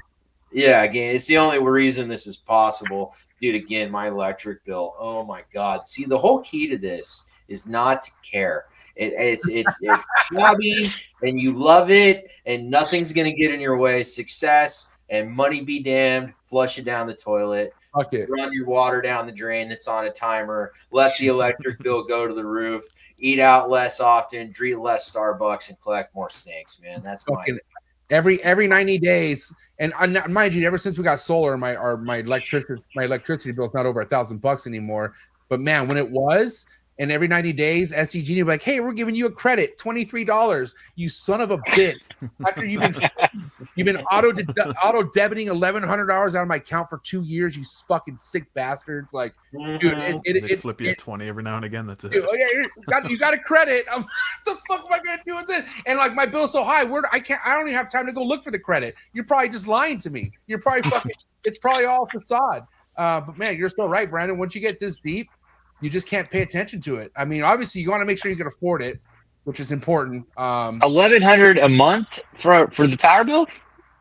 My power bill was before when I first moved into this and got all my room dialed in. When I had the lace monitors and everything, my bill on an average was $1,100 a month, Marshall. Wow. Yeah, that's crazy. I'll tell you right now, I have 32 solar panels on my roof, and my electric bill is about $5,000 a year.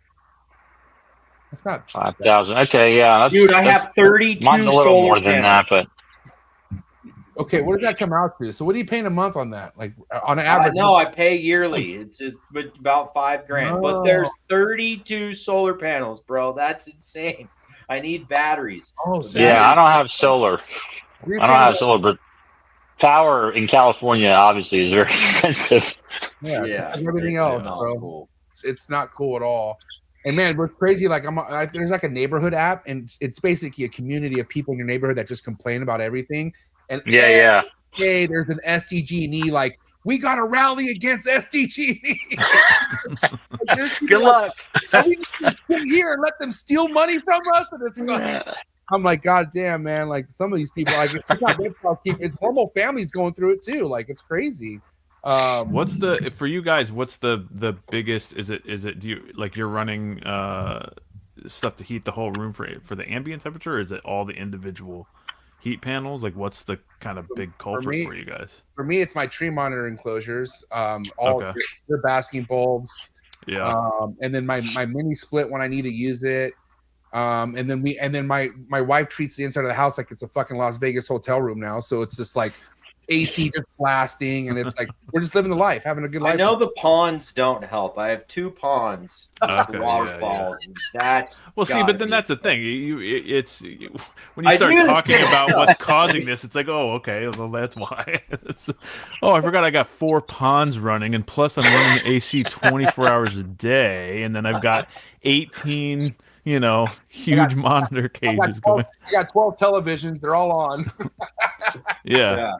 There's probably, I don't know, 30-ish heat panels. But they're not. I mean, they're not all super high watt, right? No, I mean they're Relatively 40, low, but still, between 40 yeah. to 120, but still, once you stack up that adds many, up. and I have lights. I use the lights, and that was a really strong. Everybody's like, you need cage lights, and you got to have UV, and you got to have this, you got to have lighting, and snake, blah blah blah.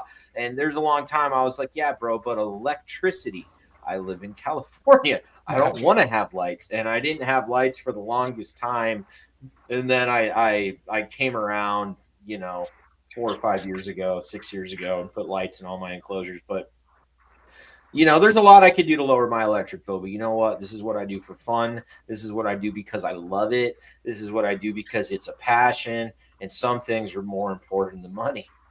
And my happy place is that thing, And your animal thriving make you happy. Like, that's kind of it is what it is.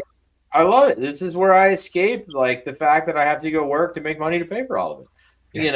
Like, it's I mean, yeah, snake sales are cool and those are okay, but I never make enough clutches to like be a baller. I make enough clutches to hopefully pay for the electricity and the food, and I would like to buy a Basin this year. I need a male. If I can pay for the food, pay for the electricity bill, and buy a Basin, then great. I had an awesome 2025. What's next? Winning. Yeah. All right. Listen, we're going to get to the wrap-up topic part of the episode. I'll go first, and then we'll go to Marshall or Chris after. I got to ask you, obviously, if it comes to you adding anything right now at this point, are we just talking emeralds, Brandon? Is that the biggest thing that you are, like, gun hunting for as far as adding any more snakes into the collection? One thing at a time. Need a male Basin. After that, then there's some other things that I need to, build off of. Like what? Okay, let's say you have the male Basin already. What would be next? Probably another jungle carpet that's unrelated to what I have now, because I'm, multiple generations deep into my jungle carpets, and I want to diversify what I have with some different blood that's totally unrelated to mine. So I'd like to buy another jungle carpet, just to do that. Maybe a male barneck. We'll see how that goes. I could use. I don't know. I mean, I'm pretty happy with what I have. I don't have that much more space, Would you go import Barneck or United States captive born and bred? I'll just buy one from Steven. Good answer. Yeah. No. Or Rob. Whatever. Or Rob, yeah. All right. Who wants to go next with the wrap-up topic or question? Marshall or Chris? I can go. Go ahead. I was just going to ask, so with the emeralds, are you planning to, I think we've talked about this before, but I can't remember, are you going to be doing just strictly northern to northern, basin to basin, or are you going to do cross them as well? Or No, I won't do that. Nice. Wait, hold on. Is that a problem or what's going on? What do we? Oh, it's a big problem. I mean, Man. it's something that I've maintained in my collection. I don't cross my carpet python species. I don't, I have bred now every species of carpet python that you can get in the United States, and I don't cross them. What if you Brettles are Brettles. What if you already have? What if you already have a cross in your collection? Then breed it. What are you gonna do? Fucking throw it away? No, but what do we do? Okay, if I have a 50-50 cross female, all right, we're just talking homie right now. Should I put a northern to it or a basin to it? It depends. What are those snakes doing otherwise? Is it a boy or a girl? It's a girl. Oh, it doesn't matter. I would knock up your pure shit first, and then after the male's done its deed and you feel like it's accomplished breeding with its kind, then yeah, man, throw it some strange. Let it do the thing. What do you think, Chris? That 50-50 northern I have female, what would you, or would you not? I would say ideal put another 50-50 to it if you could, and just keep labeling them as what they are. Yeah, because it kind of gets in a gray area once you start throwing either or back into it, right? I mean, obviously the percentage goes up and down, but we all know how that works. Doesn't really fucking percentages don't. It's been a massive issue in the carpet python community. Massive. This whole what's pure, what's not. Is it a pure jungle? Is it a pure diamond? Like once you get into that like 75% and up range, it's real fucking hard to eyeball it. And I just would rather not do that because it doesn't matter. You can be like, oh, I'm presenting it as what it is. It doesn't fucking matter, dude, because whoever you sell it to, I can't tell you how many times a jungle carpet cross is turned into a jungle carpet. Or jungle coastal cross is turned into a jungle. It happens fucking constantly, all the time, and I just don't want to I don't want to add to that problem any more than I already have. I did it in my younger years, and I'd say for the last decade I haven't done that. It's not going to change. I don't want to. That is a problem. And when my son grows up and he's in his 20s or 30s or whatever, we're not getting any more jungle carpets, just like we're not getting any more basins. And I want to make sure that there are still jungle carpets that are actually jungle carpets around for him to be able to own. So it's for the longevity, game, get a long term. Once Cash is in his 20s, the fucking guy could do what he wants, though. Like, come on, let's. I'll sell him across. Just tell him to call me when he's ready. He'll make it if he wants to. He can fucking make him himself. All right. I'm not. Just for the record, I'm not like super anti-hybrid. I don't know exactly where I stand on it, other than just it's. I guess it would be nice to see both maintained.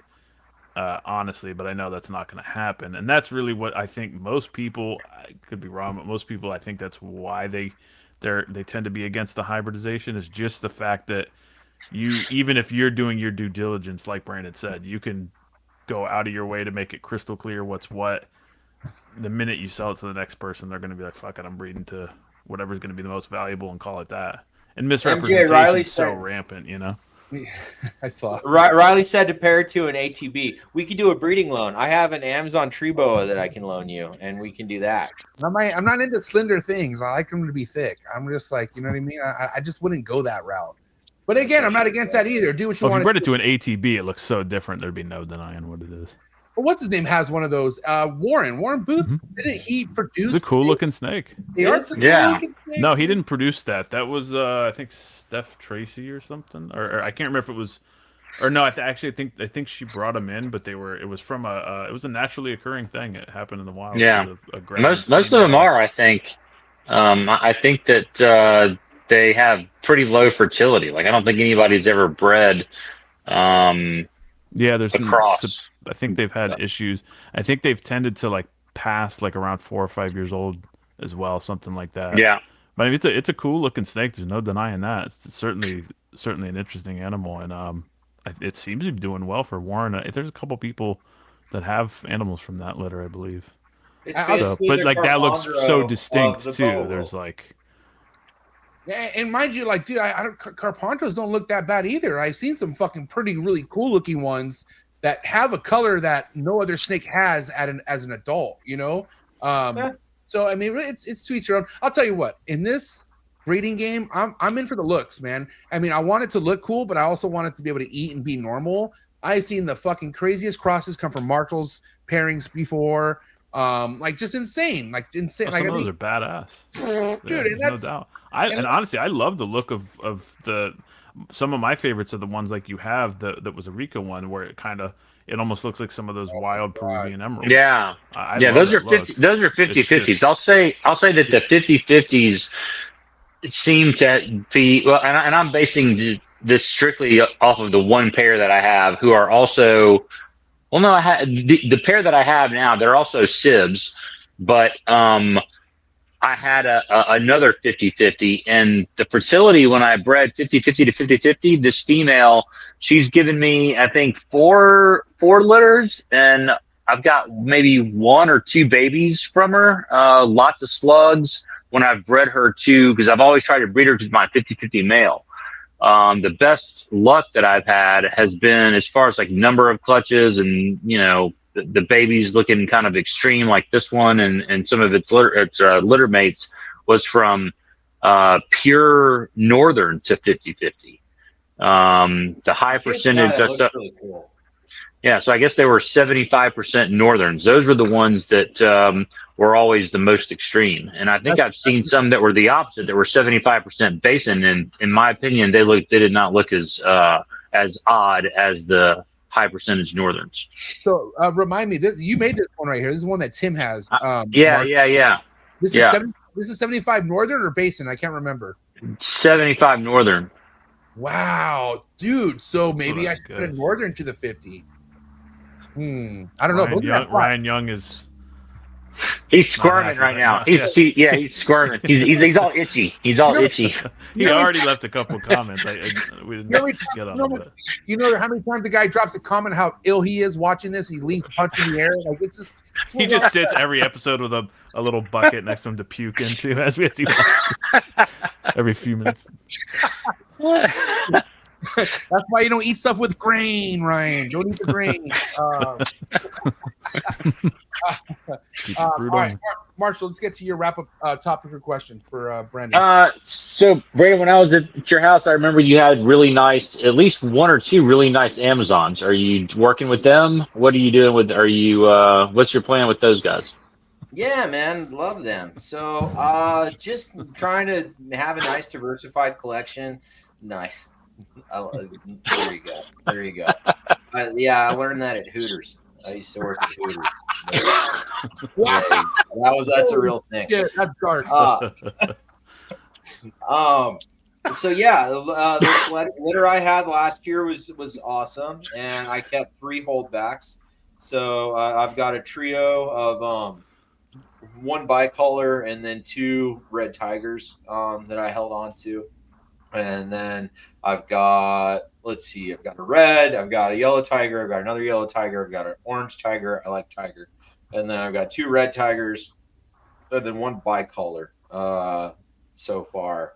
And we'll see what comes with it. That's another thing I may want to do is diversify the Amazon collection a little bit and get something else that's unrelated. Probably just a different bicolor, something from a different bloodline to kind of plug into what I have, and then just work them all together. Yeah, but I love Amazon tree boas, man. They're freaking amazing. They're really, really, really cool snakes. Did you produce from the one that was the tiger that had the black stripes? Yeah. Is that a male or female? Female. Yeah, that's Okay. Mama. She's had 3 litters for me so far. So I've bred her twice to an orange tiger, and then I bred her once to a red. Okay. So is this you holding them right here? I can't remember if this is the pairing. Where do you go? Is that you holding them? yeah, so that's mother and daughter. Cool. So the one with the black is the mom. They tend to get darker when they're gravid, so it's really obvious when you have a gravid Amazon tree boa because they get that melanism that kind of comes in. But I'm just trying to show the difference between after being gravid and never being gravid and being a virgin as far as that yellow is concerned. You got the diamond cage on too. That's where you keep the diamonds, right? Yeah. It's fucking neat, dude. So okay, well, go on, Marshall. I was going to say that was a really cool snake. I like the tigers because all my tigers have. I don't know if they're. I don't know what. I guess they're bicolors or a couple of them are calico tigers, but they all have white stripes instead of black. See, and I have all black stripes, and I need a white stripe. So hey, I have a calico tiger with a black stripe. I'll trade you for one with a white stripe. You want to trade? Well, I'm actually thinking about getting rid of all of mine except for two. They shit so much. It's almost like a colubrid. So I've got too many right now. I've got too many. I want to get down to I want to keep one pair and that's it. I'm not there yet. I'm 5 years out from that. I'll get there eventually. And I think obviously as we get older, we want to keep what we really enjoy, meaning the best of the best, right? So I'm curious, Brandon, is there anything in your collection now that you think later on might not be in your collection? Is there anything that you're considering, you're not too sure if you want to continue that either keeping project or breeding project or whatever? Yeah. This always evolves. I've kept a lot of species of snakes, and there's more that I want to keep, but I have a specific amount of space. So there will be a time to move on a project and start a new one, and I think as the short answer, because I do want to do chondros at some point. I've done it in the past, but I want another run at it.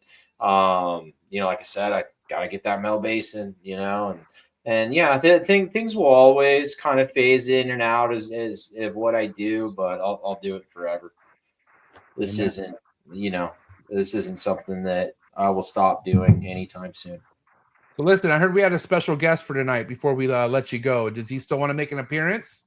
Yeah, I think he might. I think he might. Let me see if I can track him down. Why don't you guys chat for a second?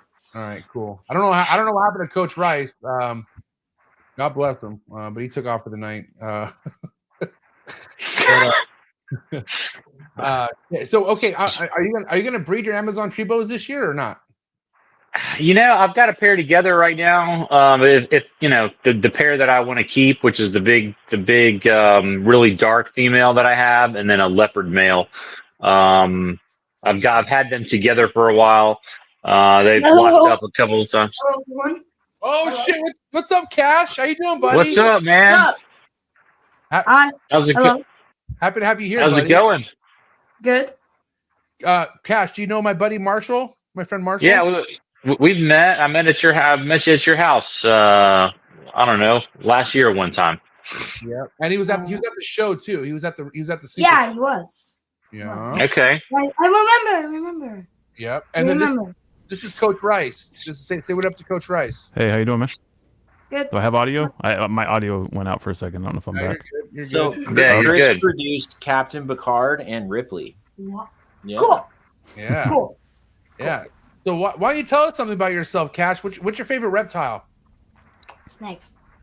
Well, which one? Come on, your dad got a lot. Give us something more. What's your favorite? Okay. I really like emeralds, but my favorite is ball pythons. They're just really chill. I like those kinds. They're nice, okay? They're nice. He's so innocent. He's so innocent. Hey, how are the ball pythons that you got from me? How are they doing? Really good, actually. Good, man. Awesome. What grade are you going into? Third soon. I'm in second one. Yeah, third grade. Okay, nice. Wow, you got a Got girlfriend head yet? on your shoulders like in the emeralds. You got a chick? You got a girlfriend yet, Cash? No. Good man. You're not missing anything. Got two. Oh, No, I don't, You just outed him live, man. Hey, Cash. Hey, Cash. I like your Hershey's hat. Thanks for stopping by, buddy. Okay. Thanks. Stay up, buddy. Peace. Take it easy. Adios. See you, Cash. Hey, Got him Brandon. in trouble with his ladies, man. That was funny. Yeah, we found it. We found his sensitive spot, the chick, for sure. Hey, no, but Brandon, this was a great time. We had just a little over 80 people tapped in tonight. So what do you have to say to all love and support that we've had on this show? Man, I just appreciate it. I love every message that I get. I love every inquiry, every phone call, every question. I love talking about snakes. And, you know, I say this a lot, but it's not a hobby. It's a lifestyle, you know, and if you're in it and you're living this lifestyle, then let's go. Keep it going. For sure. You know? 100%. Best place for people to follow you, Instagram, I would say, right? That's like Instagram. Instagram's the best way. All right. Morelia House on IG. You can find the link in the description below. Go give him a follow. But it's a wrap for Brandon Wheeler. Ladies and gentlemen, give it up. Thanks, guys. Appreciate the love. Thanks, Brandon. Good seeing you, man. Have a good night, bro. Peace. Take care, dude. Great episode, man. It's cool to see Brandon like just be so like excited to keep emeralds. You know, it's something that I don't know. Emeralds would do that to any long-term keeper. I feel like if you never experience having emeralds, it's like it's a legit addiction, you guys would say, right? Like it's hard to come back to after that. I think if you got a good experience with them, yeah, for sure. I think I mean, how many people do you know that got a good healthy one and didn't get addicted to them? No, right, and that's why when you know Brandon's original experience with the ones that were puking on him, I'm like, bro, like Brandon could be somebody where he could be like, fuck this, I don't want to keep emeralds if this is what it's like, and it's really not like that. But it just all depends on, you know, how you come in and who you get it from, and like you say, Brandon's been around the block, and so he knew what was up. But you're right, like it all depends on that experience, huh, Chris? Because some people don't want to have to deal with that shit. They see it one time and they go, "What the fuck is this?" It's a nightmare, and it's traumatic too. I mean, you know, you got to think for us having all of us keep, you know, I've kept for a long time. You've been put through the ringer. You keep enough snakes, you're gonna see all the bad shit. Yeah. So you get kind of hardened by that. But for somebody that's new to this, or maybe only a few years in, and they get, you know, their first experience is a puker or just something that goes downhill really fast, it's definitely gonna make you think twice about keeping them again. And there's no better feeling not having to stare at your emerald after you feed it, wondering if it's gonna puke. And I that was my first 2 years of keeping emeralds, feeding them and waiting for day 5 or 6, because it was always day 5 or 6 when they puke it up. Like, and I challenge anybody out there, you know, if you got a sick emerald or you're not too sure, count the days. It's usually day 5 or 6 when they puke it up. And think about the rat being in the stomach for that long, and it comes out to putrefy, and it's like they like can't break down carbohydrates when they're infected. Yeah, it basically comes out with no head, just a hind legs and like half the body. It fucking smells so bad. Ooh. Oh my god, I don't ever want to revisit that. I remember back in the day dealing with that way back in the day, and because we always just referred to it as protozoa bloat, didn't know what it was. Yeah, and the smell is ugh. Yeah, you won't forget it. No, you won't. It's no joke. But yeah, all right. So, Chris, what do you think of the episode tonight overall? Let's get very good. Yeah, good time. Brandon's a great guy. I always laugh because of the experience we had, him hassling me to get his first one, and but he was the first one I sold to, so I mean it worked out well. And yeah, he's always been real passionate about what, you know, whenever we're talking snakes, and just a great guy, real positive.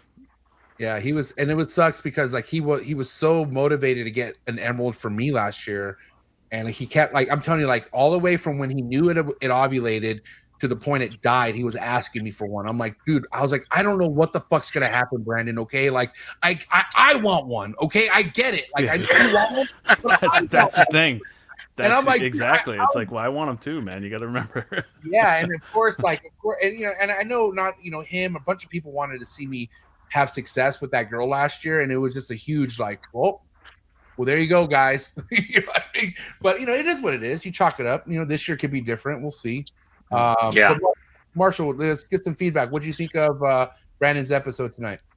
No, same, man. Super cool dude. Enjoyed going to, you know, seeing all the. I like that he's got a bunch of different species and he keeps them different ways. And I remember, like, we didn't really talk about his new room that much tonight, but I remember when we were at his house, he had the basement room with the pond and the retic and the outside cages for the diamonds. And yeah, I like it, man. I got to have a little variety, you know. It was funny. We were talking about like, oh, what can make your STG bill so high? Oh, I got 3 ponds. Yeah, it's like that might be it. That might be it. Holy shit, man. Hey, Chris, I really appreciate you stepping up and coming through. You always are here for the trap. And, no problem. And also for Stevens, I really appreciate you coming through on Wednesday nights because I'm telling you, those episodes are awesome. I would definitely highly recommend you guys checking out the episode with Coach Rice, Vin Russo, and Stephen Cush. Check that out. One. Yeah, definitely fun. Yeah, what's the best way? Because I'm sure people are going to listen to this and wondering, like, how can I get a snake from Chris Rice? Like, what's the best way you'll be rolling out the availability for your Northerns, Chris?